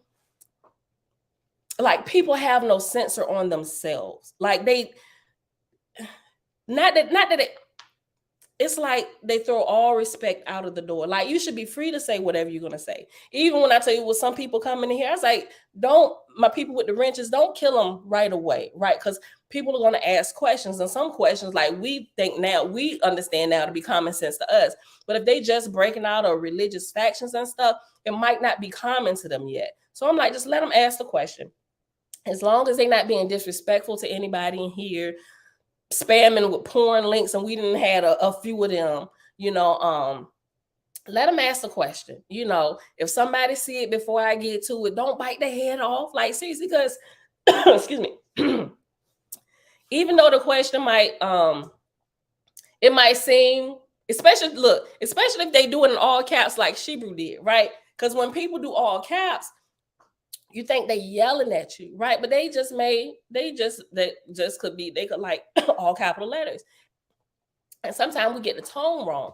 So I'm like, okay, let's look at what they asked or what they said without biting their head off. Let's consider it, right? If they're asking for information, if somebody already know before I see it, go ahead and answer it. And I may come back if I see it. I may say something about it again or whatever. I mean, I don't mind. But I don't want a bunch of people flocking here, and then it's like, I need to give out 40 more wrenches to the people I trust just to, I don't want that. I want people to come and just listen, sit in the background like they do when they feel like, hey, I'm going to join in. Because it's people that's been here since inception. They just been hanging out in the background. Some of them will email me. Sometimes names that we see pop in that look new, but they've been here for a while, But if you go to some of these channels that they feel certain type of way about women in ministry and stuff, they come say all kinds of stuff. Like, I even had women say to me, like, they send me messages, this is exactly why women should be preaching in the church. I'm like, first of all, I ain't preaching in the church. I'm on my YouTube channel. First I think about something slick to say out my mouth to them, but I'm just baffled at some of the kickback and stuff that I got, and I'll just like ignore it. I'll think about it, and I'll go be nosy on their channel of any other social media and stuff and see what they really living like, from what I can see. But I'll ignore it. But I don't really want that type of uproar in here, and using a certain type of hashtags will alert a lot of different people, and they'll start coming. So I want organic growth here. Like, I want all the rebels to come here. People who are waking up out of Christianity. Say, like, what's going on, Black Royal Family TV? Look, but I want it to be an organic growth. I'm not doing this like for views and likes and all of that stuff, because that's not it's not a good indication to me to see if I'm being effective with what I'm learning and trying to teach. Because from what I understand, the best way to learn something is to teach it. Like, when you think you know it, teach it. And then you'll be getting feedback. So you can tell whether you got a good teacher or a bad teacher if all the students are doing poorly. Like, you ain't got dumb students. We got a teacher that's not effective. Okay, let's look at your teaching skills. Okay, you may understand it this way, but you can't, in most first grade classrooms, you can't go in here teaching trigonometry, because they may not all be at that level. Although you can teach first graders trigonometry. There has been a test and they proved this. I'm like, holy crap, they got second and third graders, and they got them on the stage at, I think it was Yale. I wish I could find that video. I shared it a couple times a couple years ago, and I thought I had it saved to my laptop. They did it on stage, and they took what they call at-risk students. So they got Black students at risk or whatever from the ghetto, or what they deem to be the ghetto, the poorest neighborhoods. And they were trying to teach, and it was a Caucasian man teaching, right? He was trying to prove a point. He wasn't racist or anything, but he was trying to prove a point to people. And he said, it's not the children. Even if they have learning disabilities, it has really nothing most of the time to do with the children. It has everything to do with the teacher, right? And they proved that by taking what society would label the worst type of student. And they took a big group of them, and they took the youngest one. They took babies. And they taught them math in a way on their level where they could understand the language, and then do the formula. And after they understood the language, they began to teach them the higher names of the principle, the grown-up words for it, right? So there was a system that they used until they had these babies on the stage at Yale with the blackboard and stuff. And what they did, they purposely, now you got scholars out here, adults and stuff, and they mouths wide open, flabbergasted that you got at-risk babies on this stage and they're doing equations, and they weren't asking them questions. What they did, they had the guy got up there and he wrote out an equation. He talked to him, kids, get on their level, have them giggling and stuff. And then he got right into it, asked them a question. They started answering them. And then he pulled out, there was a board already there, and he began to write out equations on the board. And he said, who can solve this? And all of them raised their hand like, who wanna go outside for recess? They all, maybe all of them, not one sitting in the back like, oh Lord, I don't know, I didn't study. All of them, super excited to get up here. And he put some easy problems up there. And then he purposely put a problem up there wrong. When he started working it out wrong, all them babies spoke up. You're doing it wrong. No, don't do it. He said, I'm doing it wrong. They was like, yes. Some of them snaggletooth and everything. Yes, you're doing it wrong. You forget. I'm like, this baffled me. I'm like, oh my gosh. And I sweat under my armpits if somebody mentioned anything about fractions. I'm like, I darn near know how to measure my measurements for baking a cake. And these babies up here on the stage recognizing, first of all, you're doing this problem wrong. Like, I'm just looking here like, what's all these squiggly lines you putting on the And I'm just like, this is amazing. So that taught me something. So I'm like, okay, so anything that I think I know, I'm gonna go try and teach it while I'm getting my resources and stuff. And I'm allow people to give me feedback without, listen, this is how I teach it, this is how it's supposed to be done, because you don't really grow that way. Pride sets in, and then you got a big fall waiting for you somewhere down the road. Your big head just gonna lead you right into a ditch. And I don't want to be that person. I really don't. So I allow feedback. I wish my husband was down here. One of my main sources of feedback is my husband, right? Because y'all know he don't pull no punches, and he'll try and do it in a joking manner or whatever. But he don't pull no punches, and he'll tell you the truth, But he'll sometimes he just gonna give it to you. But I've grown used to that. I'm like, if I can live with my husband, ain't nothing the world can throw at me. I know how to accept corrective criticism, so it has everything to do with the teacher, given all things equal, that there's not like medical issues with the student and things like that. But most of the time it's the teacher and the teacher being able to recognize their students and how they learn. And once you recognize how they learn, you have to adjust your teaching methods to that, to make sure you can teach them appropriately to help them grow, right? That's a good teacher, right? Not just like we got a curriculum we got to get through, but ain't nobody learning nothing. Like you haven't even taken the time to tap into your audience, to your students. Like you trying to teach them they could be a 7th grader. And you could be teaching on a 7th grade level. But if you haven't made the connection and tapped in with them, you don't even realize they're really, if you test them, they're still on the 4th grade level, right? So that's why they're looking at you like deer standing into headlights. You haven't tapped in. You haven't even noticed that about your student, right? And that's also something that I learned while homeschooling my own children, right? I was like, oh my God, y'all getting out of here. Y'all going to somebody else. But how can I do that if I don't first learn how to really do it with my children and learn how to tap in with them? But like Jeremiah gave me a run for my money. I was like, I see why your teachers was calling me every day. I ain't had nobody to call on my son. I called my aunt. Can you come help me with Jeremiah? My aunt get here. She said, girl, I'm about to start smoking. My auntie don't smoke. She said, I'm about to start smoking. Jeremiah, boy, it's a special one, him there. That boy, mine, the one that come hug me every single day. I love him so much. But in them days, I got stories for you. I was like, no, Jeremiah's demon possessed, homie. I don't know what to say. I don't even know why the Creator gave me a child like him. But he is one of the best children you could ever have. He's so respectful and he thinks. It's just like, and it's just like, we really can't tell him no about anything he asks. It's just like, who would have thought you would develop into this type of person from back in these days? How Aunt Tina driving 4 hours to help me come homeschool, and she about to go outside in the backyard and take smoke breaks. Ain't never smoked a day in her life, screaming at the top of her lungs. So that's why I allow feedback. So I don't need a whole bombardment of that with a bunch of people flocking in. So sometimes I just stay away from stuff and I just let this channel grow organically, right? So I expect people to be respectful. Censor yourself. You know, you can joke or whatever, but when people come in, just be respectful. If y'all having an argument amongst yourselves, just okay, whatever. Y'all get it together.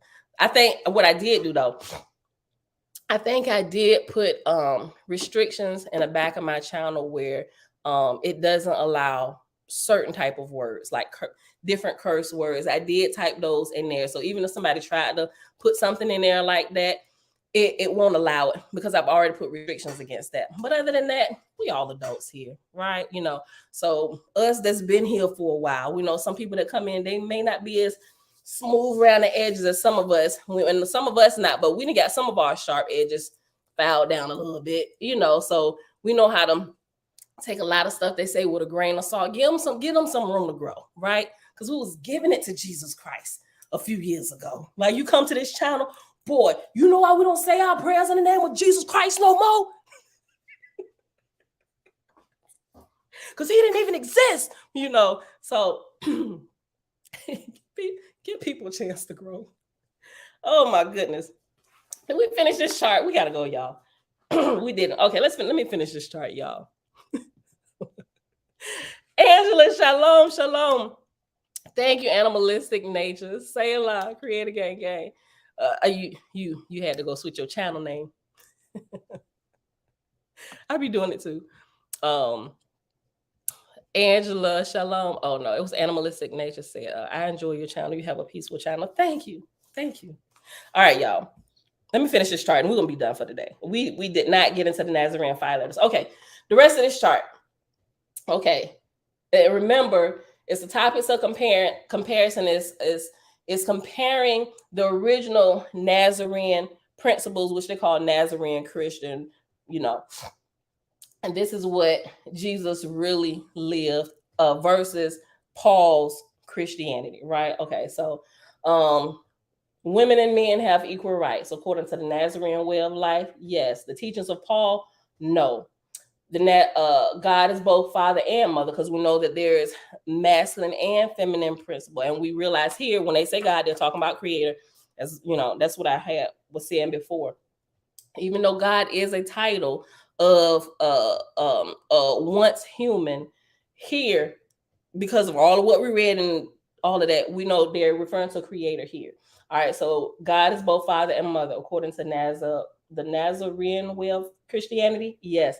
The teachings of Paul, no. God is only father, not mother. Nazarene Christianity, no. Teachings of Paul, yes. They like Peter and Paul, the current Christianity. Women, no mother, absolutely nothing. It's only the father. It's just all men. It's all men. None, no women. Okay to eat meat. Hold on, no, I didn't do. Okay, so the first one is God is both father and mother. Nazarene, yes. Teachings of Paul, no. God is only father, not mother. Nazarene, no. Teachings of Paul, yes. Okay to eat meat. The Nazarene way, absolutely not. Teachings of Paul, yes. Eat anything from the rooty to the tooty. Just make sure you bless it.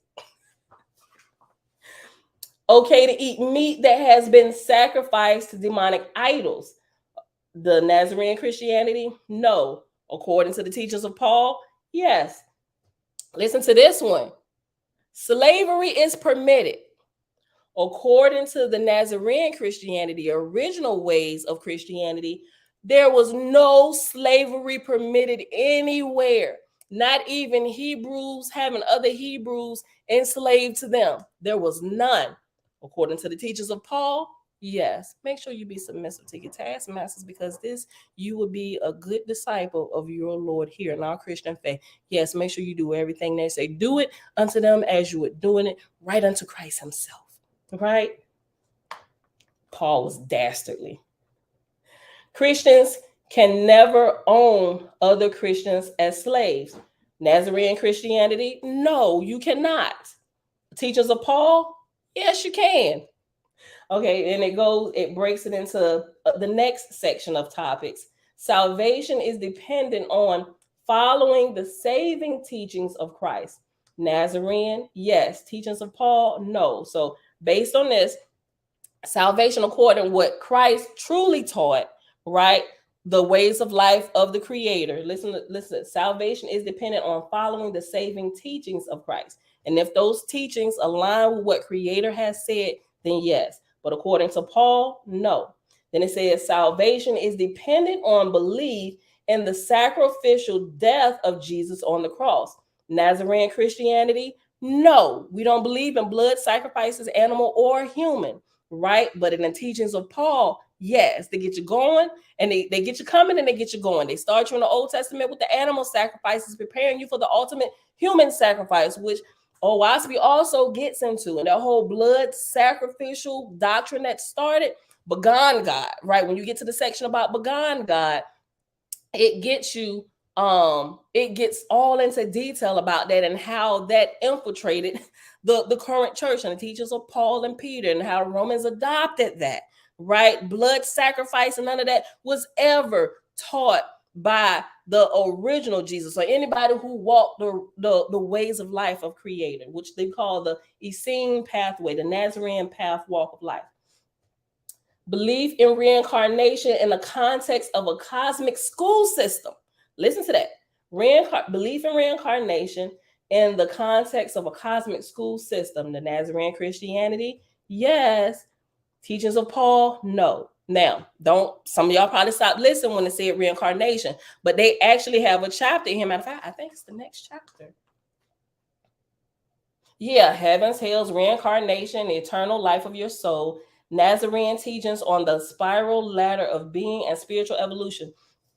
I'm not going to jump into it and read it because I'm thinking they're going to give the footnote for this, and we're going to have to come back to this anyway, right? So reincarnation, as most of the world thinking about it, dying and keep coming back here, living this life over and over and over. That is not what it's talking about, right?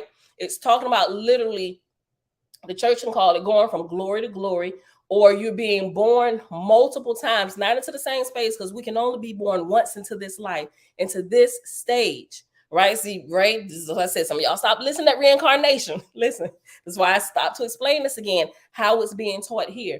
And I wouldn't necessarily use the word reincarnation either, simply because of how it's constantly being taught wrong, right? Now, when this is talking about reincarnation, it's talking about being born through the multiple levels of life, because there are multiple births, and we have been born quite a few times. First, I just start with the Father. First, we're carried in the loins of our father, right? And then we're passed from our father to our mother. Then we're born again into our first the seed. It germinates in the father. We're born, right? And then we're born again in the womb of our mother, where there's a different type of life where we grow. In every space of life, you get something. You get the life, the substance, all the everything you need within your seed while you're in the loins of your father, right? And then you start the great race to life, and you beat out every other spirit that has also been prepared, but you're the one that lived, and you made it to the womb of your mother, hence being born again.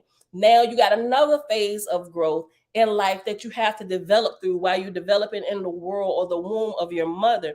And when it's time, when your development when class time is done there, when you've graduated and it's time to move to the next life, you are born again, and your mother births you into this world. And now it's time for your flesh and your spirit to grow together, right? Now you grow together in this particular womb, the earth's womb, and you develop. right? And then once we fully develop here and we reach the maturity here, we are born again, which we call death here. But on this side, they call it life. Now we're born into life, right? And we're fully born spirit. But the growth just keeps going, and you keep developing, you get better and better. And when you do come back here, right? Now, some will linger around, and WASP gets into that in a lot of detail. When some people, they are born into life prematurely, stillborn, haven't developed their spirits fully, and you have to develop there, which they linger around here. Christians call them demons, whatever, if they're on shenanigans,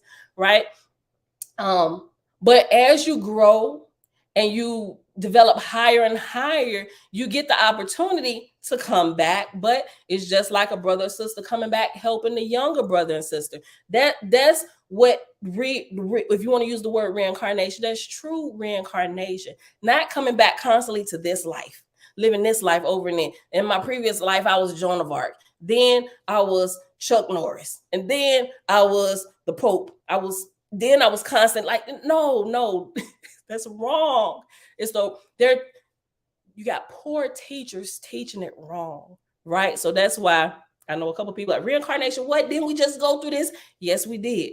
And I like this because this keeps that same understanding of what true reincarnation is, if you want to use the word. I personally wouldn't use it, but because it's here, I felt like I had to explain it again, right? Because we're going to get to it. All right. But that's why it said belief in reincarnation in the context of a cosmic school. That's exactly what it says. But I'm going to show y'all. I ain't making up words. That's what it said right here on this chart. Hold on. Belief in reincarnation in the context of a cosmic school system. Coming from the father to the mother to here. This is a cosmic school system, right? And that's what being born again multiple times and reincarnated into different phases of life, right? Okay. Incarnation versus reincarnation. Yeah, that's always a hot topic of debate.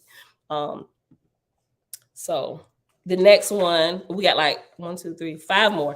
Okay, the next one is based on this life only, you will either go to heaven if you believe in Jesus' sacrificial death, or will burn in hell for eternity. The Essenes, the Nazarene Christianity, no, they don't believe that. That is not true, right? But Paul, according to Paul's teachings, that's true. But it's not. But that's what he teaches you. Teachings based on the words of Christ. The Nazarene Christianity, yes, which we know is according to the laws of Creator. The Paul does not believe that. His teachings are not based on that. Teachings based on the ideas of Paul. Nazarene Christianity, no. Paul, yes. Used a New Testament with many more words of Paul than Jesus. Nazarene Christianity, no. Paul, yes. This is Paul's gospel, they're literally preaching another gospel. They're preaching Paul's gospel. And Paul tell you, don't let anybody preach another gospel, let them be accursed if they do. Right, bro? You come out the gate preaching another gospel.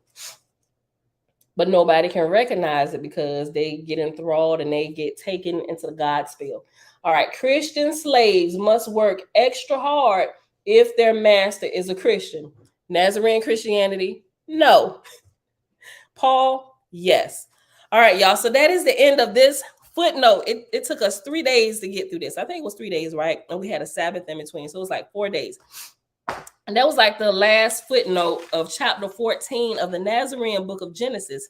And let me just read this couple scriptures.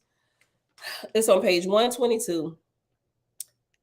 And after his lifetime as man, our holy child shall become the walker between worlds, for he will lead the hidden arm of our church, moving freely between earth and El Cush. Remember, El Cush is the Cush that they took and raised up higher. If you don't understand that, if you get into a WASP, it talks about that a lot. The different realms moving higher, progressing, or coming lower based on the righteousness of the gods and the people there and how they were teaching. It's like the multiple heavens, and they are created. It's like Classrooms created for people. If you need remedial classes, we're gonna need to create a place for you, bring you up to speed. So that's what El Cush was. It was actually Cush, but it was raised higher because of the righteousness. Now it's called El Cush. Like El is on the name, is on like the ending name of gods, right? Wherefore he will be called by those of earth El Cushite, the hidden power of Elohim. But his birth name given by the Lord and Lady shall be Gibeah, for he is the cup of our presence. And that footnote for 50, it says, see Doctrine 8 in our book of doctrines after the cup of our presence. And that's how we started getting into all of what we just got into, right? And that actually led up as it was teaching us what the cup of the presence was and what it looks like here. What it's called here is called the Holy Grail, but it's been misinterpreted. Where actually it was codified by those who knew what the Holy Grail was, and it was breaking down and demystifying, unclassifying the code words, right? Because Christianity still has the code words, and they're even acting based in their religion on some of these code words which they are completely ignorant of. Communion, right, comes from the Holy Grail understanding passed down, but the Holy Grail was not a glass, it was not a goblet.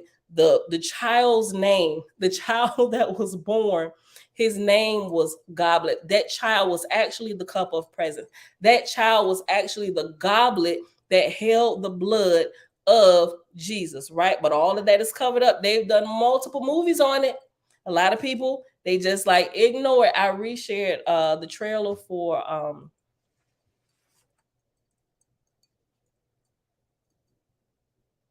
Da Vinci Code yesterday, and it gets into it a little bit. But once they realize what the Holy Grail is, all this blood, communion, sacrifice, drinking blood and eating crackers, all that has to go away, because you realize all this time we've been doing this, and the goblet, it wasn't this. You like literally doing this to get us to do a part of blood rituals, and what it was really talking about was a child, the actual vessel. Like, are we not vessels who carry blood of our Father?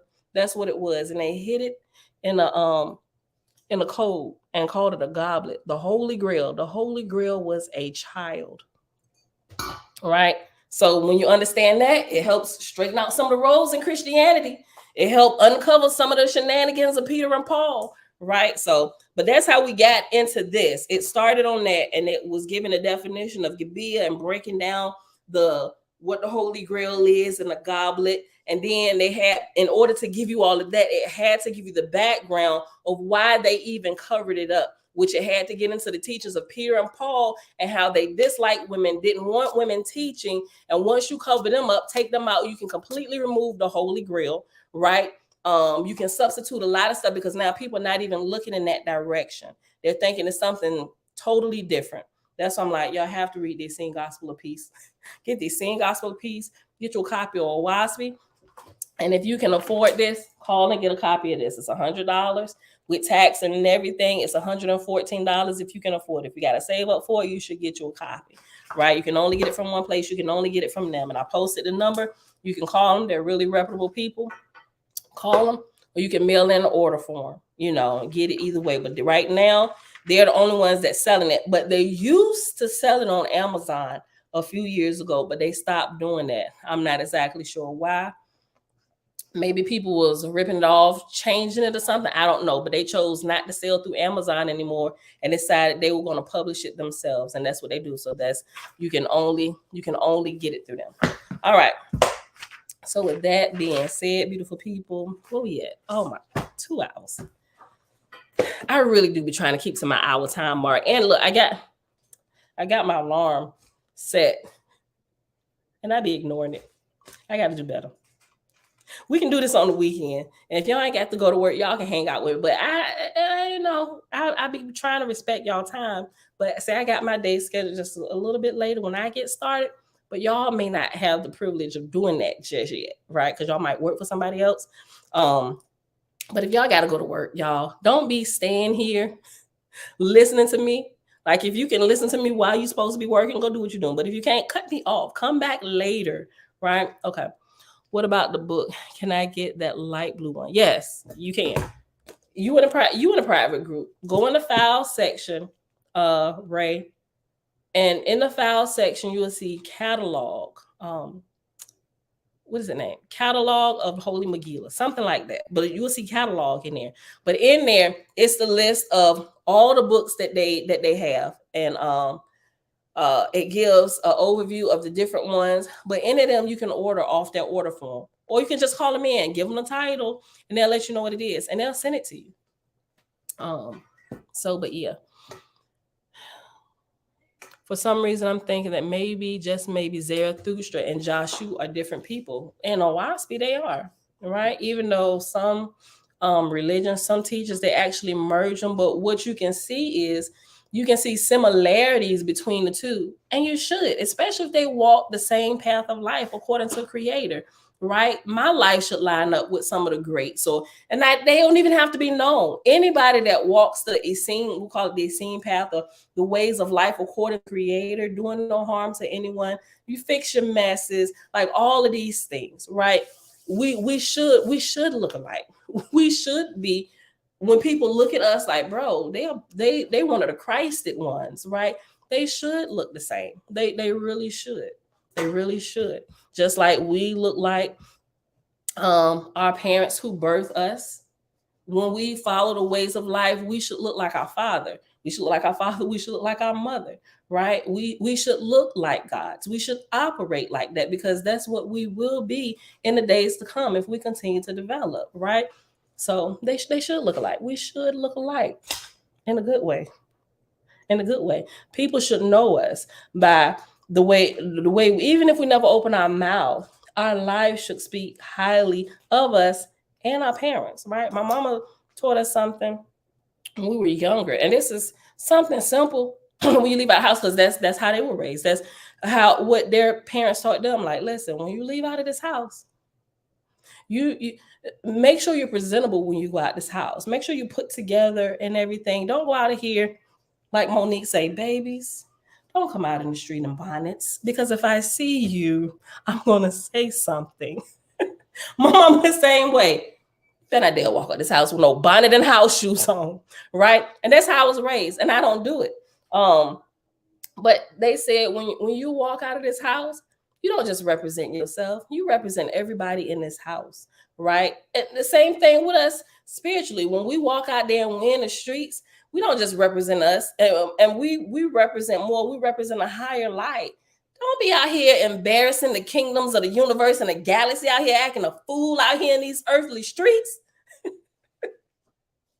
And if you are, you better not dare claim that you none of us, right? Like, who?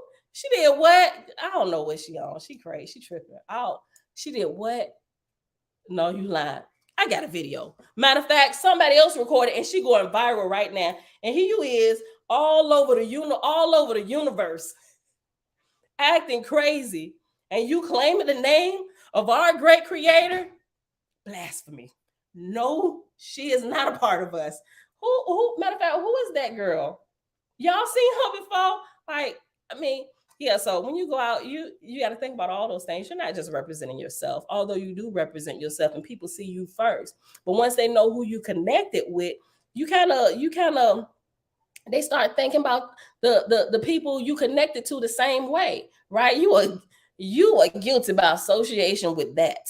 Like, how don't none of y'all say nothing to her? Like, you can't, because I don't believe that y'all ain't said, y'all didn't, because if y'all had said something, she wouldn't, because all y'all must be doing it secretly. Then all y'all must be a little cray, So yeah, Walmart's got everything. Right. And they are two people at two different times, Zarathustra and Joshua. Joshua is who the Owaspi calls Jesus. That's the real name according to Owaspi. And it gives you the history of his birth. Matter of fact, he was the one, Joshua is the one that they were,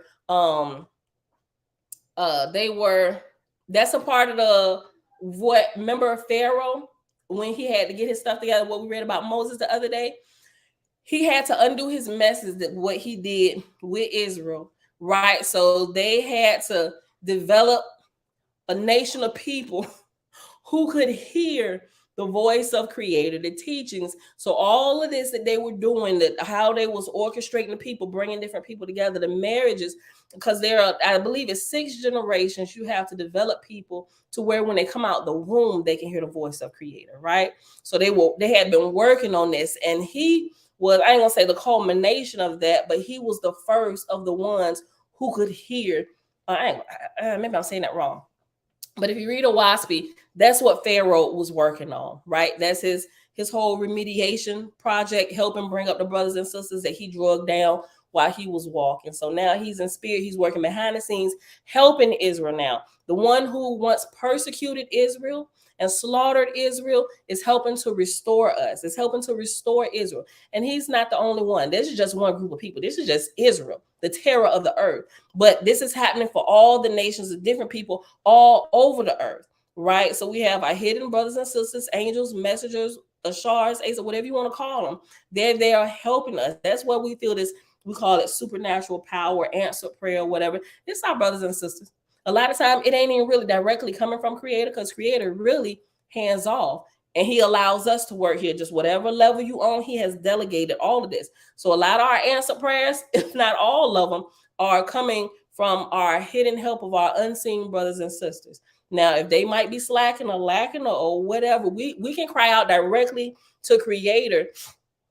He'll hear us and he'll pass down if he need to or whatever. Sometimes we can feel the presence of Creator, just like even through Owaspy, even though you can see that Creator allows us to work it out, and the brothers and sisters who understand a lot more to help. There are times where Daddy comes into the room and they feel the presence. It's just amazing all the way through Owaspy. I cannot recommend that enough. You may come across people that half-cock read stuff and say, oh, it's a false doctrine. And you have people, just like in Christianity, they have gotten off and just doing different things with all type of religious books. And they did the same thing with Owaspy. But Owaspy tells you at the beginning, the translators are that this is not a perfect book. This is a higher light, translated into words of English. I'm summing up, translated into words of English to help us on our spiritual growth, right? And all the information that was passed from is different dispensations, different generations. A lot of the earth peoples on the face of the earth through different times is given all of that information. So we can be enlightened on a lot of stuff now. And it's to help us in our spiritual growth, not to go back here and do what they was doing, trying to set up shalom or a place of shalom, these communities like they did. But we're supposed to take the information and apply it to our life today, right? Because we're all over the earth. People just have the tendency to take something and want to worship it. And people have done that with the Owaspy. And you got people coming out against they're a cult and all this stuff. They say the same thing about Bible believers, Bible thumpers, about all the other different religions. You just have to grow enough to be able to go through the information and decipher it for yourself. And I found nothing but good stuff in it. And maybe because I choose to see the good in everything, I choose to look for the lessons in everything. And maybe that's why I don't have a problem with checking through stuff. Oh no, that's the devil's book. You say occult, I'm coming, right? Because to me, occult means hidden. What else you hiding from me? I'm here. Hey, let me in. Yep, what's password? What we gotta do to get in here? What's the cultic password, right? Other people, Christianity, oh my God, it's the devil. Stay away from her. Like, bro, listen, no. It simply means they hid it from you and they told you it was scary and it's of the devil. But it's not. It's just the stuff you need.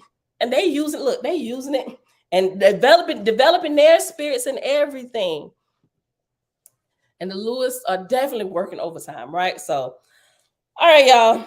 That's it for today. I'm gonna go back and I'm gonna share the prodigal son video where I was telling y'all, I was giving y'all an example of some of the original words of Jesus that's found in their Essene writings that have been translated.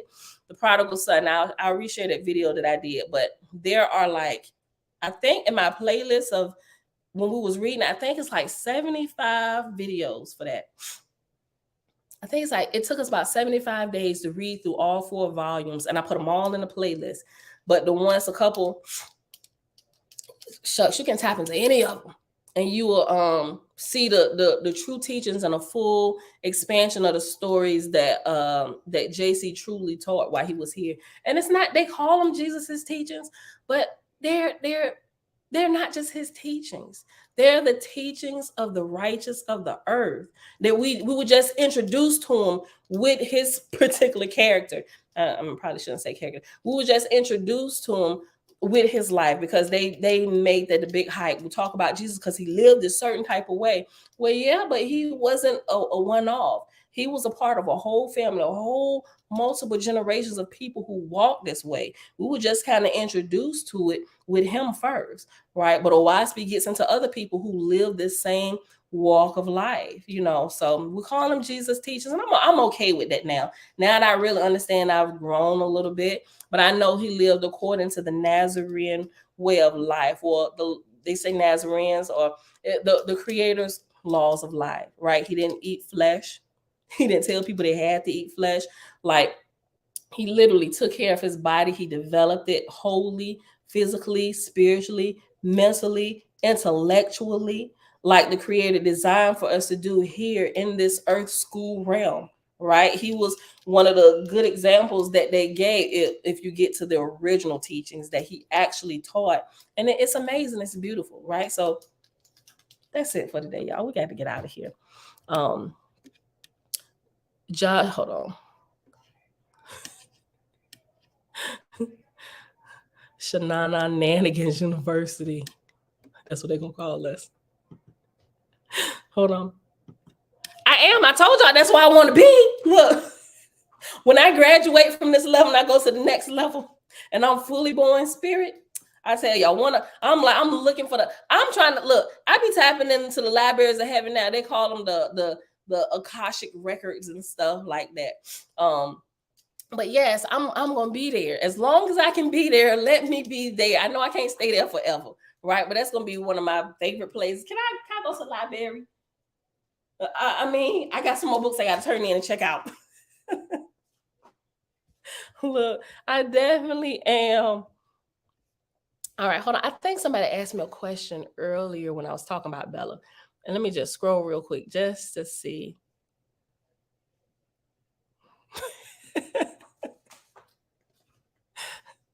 Hold on, some of these comments. Hold on. Somebody.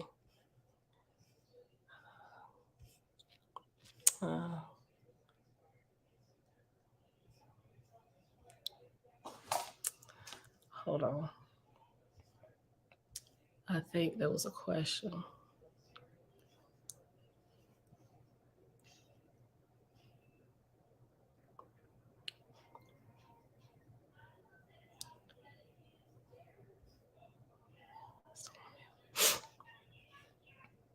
Oh wait, I think that's it. Let me go back.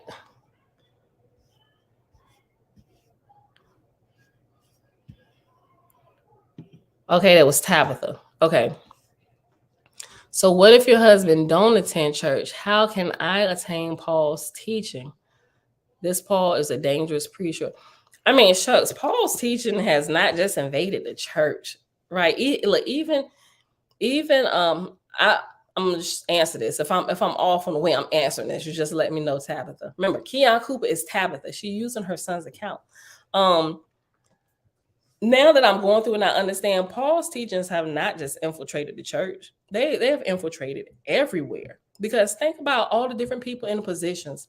The Catholic, because it's not, there are people in these religions and who are teaching these doctrines, and these same people are taking up positions all over the world, whether they're in politics, whether they're in schools or working in grocery stores. And if they believe this, if this is their way of life, they're taking it into all the world wherever they go, which is why the world is covered in Paul's false doctrine. And he indeed was a dangerous preacher, him and Peter. Right, a lot of people are waking up to the shenanigans of Paul, but they ain't even really began to tap Peter yet. I don't know that I've seen a lot of people talk about Peter. Y'all hear me mention? I was like, everybody saying Paul. I said, but I'm Paul is Peter's with them shenanigans too, right? So this is the first bit of stuff we read where it actually focused on Peter just a little bit. Yeah. So if your husband don't attend church, that's probably one of the best things for him. If you don't, especially if they teaching the doctrines of Paul, it's best. Listen, a lot of I've seen churches where people complain about the men don't want to go to church and all of this stuff. They'd rather watch a football game. I'm with them, bro. Who playing today? And I can see why, because a lot of men sometimes they can pick up the garbage and they don't really want to sit in the presence of another man preaching garbage, right? And most of them realize they can't control their wives. They can't be like, wife, listen, you can't come to this church. They be like, oh, how can you tell me? Because Paul didn't already put a schism in your marriage, right? If your husband's not following Christ, you ain't got to follow him, right? I mean, that's insinuated. We're to follow our husbands as they follow Christ.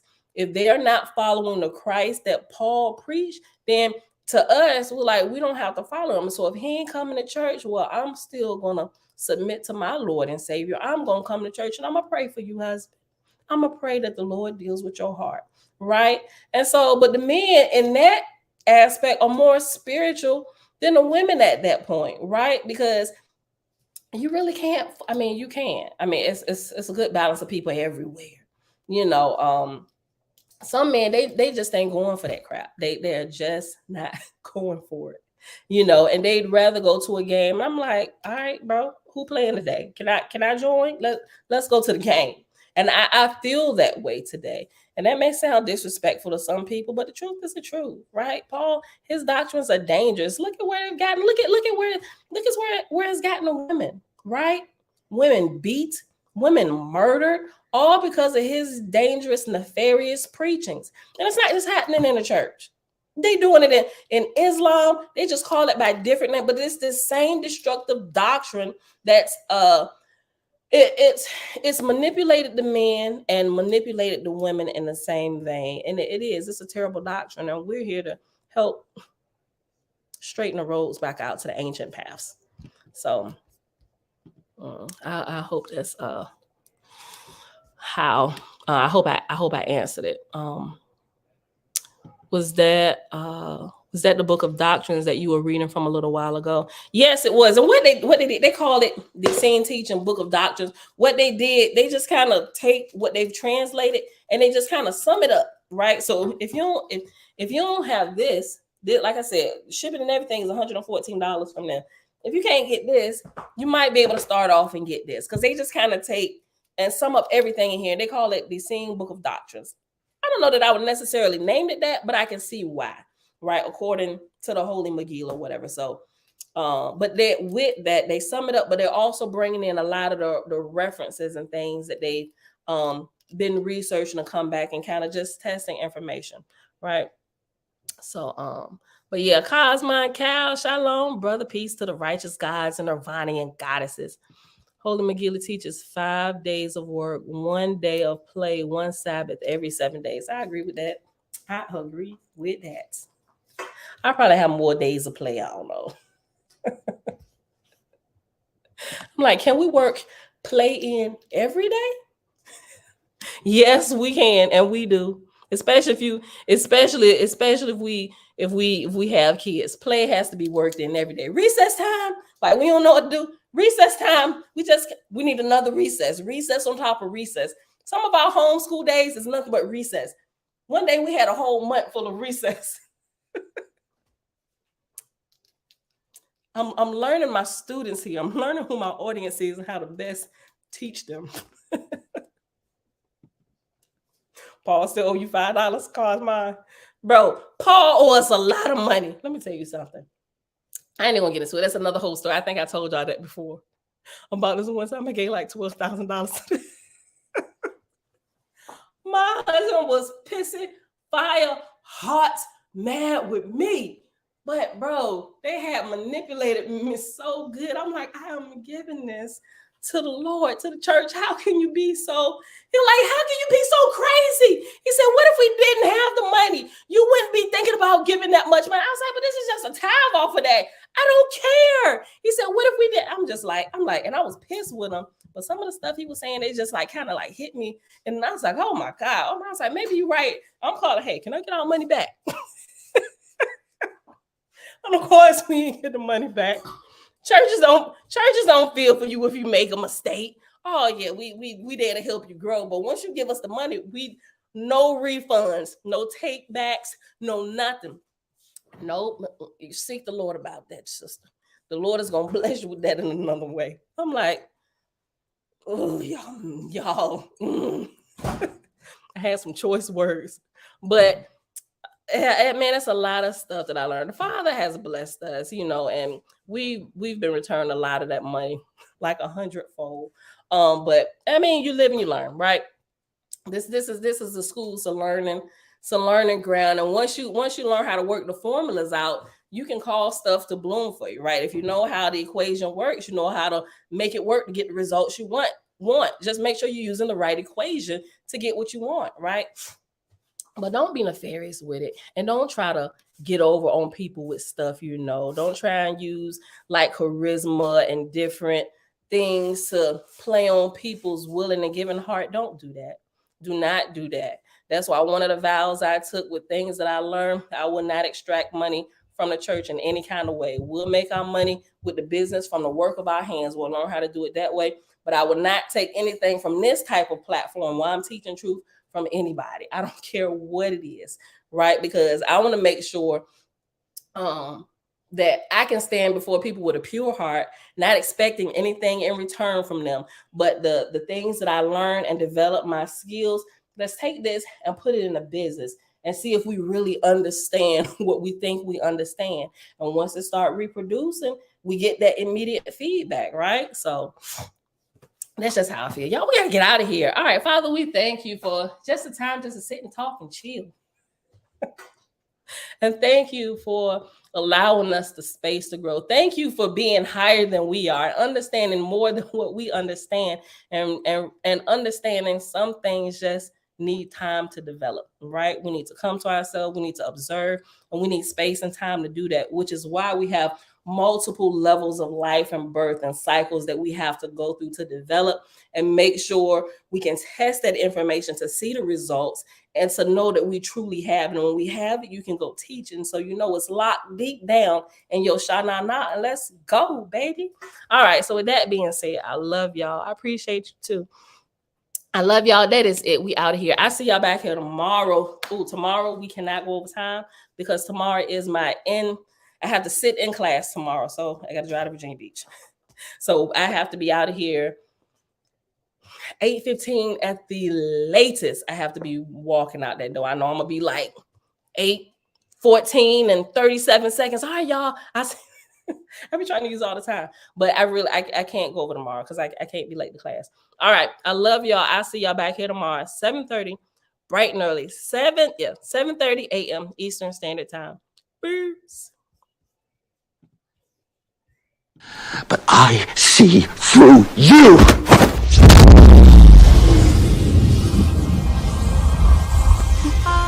I'm from outer space. I got Milky Way for blood, evolution in my veins. I'm gold, I've been far away. I'm What did you just do to me? I pushed your astral form out of your physical form. What's in that tea? Psilocybin? LSD? It's just tea. With a little honey. What just happened? For a moment, you entered the astral dimension. What? A place where the soul exists apart from the body. Why are you doing this to me? To show you just how much you don't know. Open your eyes. been dreaming about dying for a long time. I had a vision from the birds, they won't go sign. What's happening? This isn't real, this isn't real, this isn't real, this is... Dreaming about dying for a long time. I had a vision from the birds, they won't go sign. His heart rate is getting dangerously high.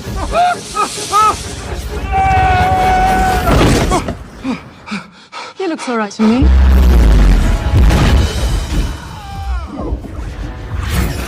You think that this material universe is all there is? I don't need gravity, I need What mysteries lie beyond the reach of your senses? Existence, mind and matter meet. Thoughts shape reality. I don't need gravity, I just need gold. I'm used to just spreading out the fine line. Yeah, I'm a mislead of this illusion. I am not really here, I'm an intrusion. I don't swim or sink, I just float. Some benevolent and life-giving, filled with malice and hunger. Dark places where powers older than time and waiting.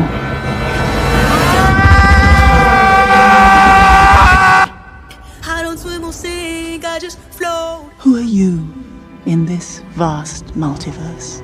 I don't need gravity, I just need float.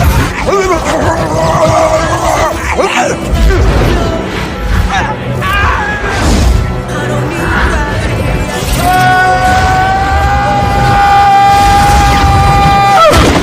need gravity, I just need growth. Have you seen that before in a gift shop? I don't need gravity, I just need growth. Teach me. No.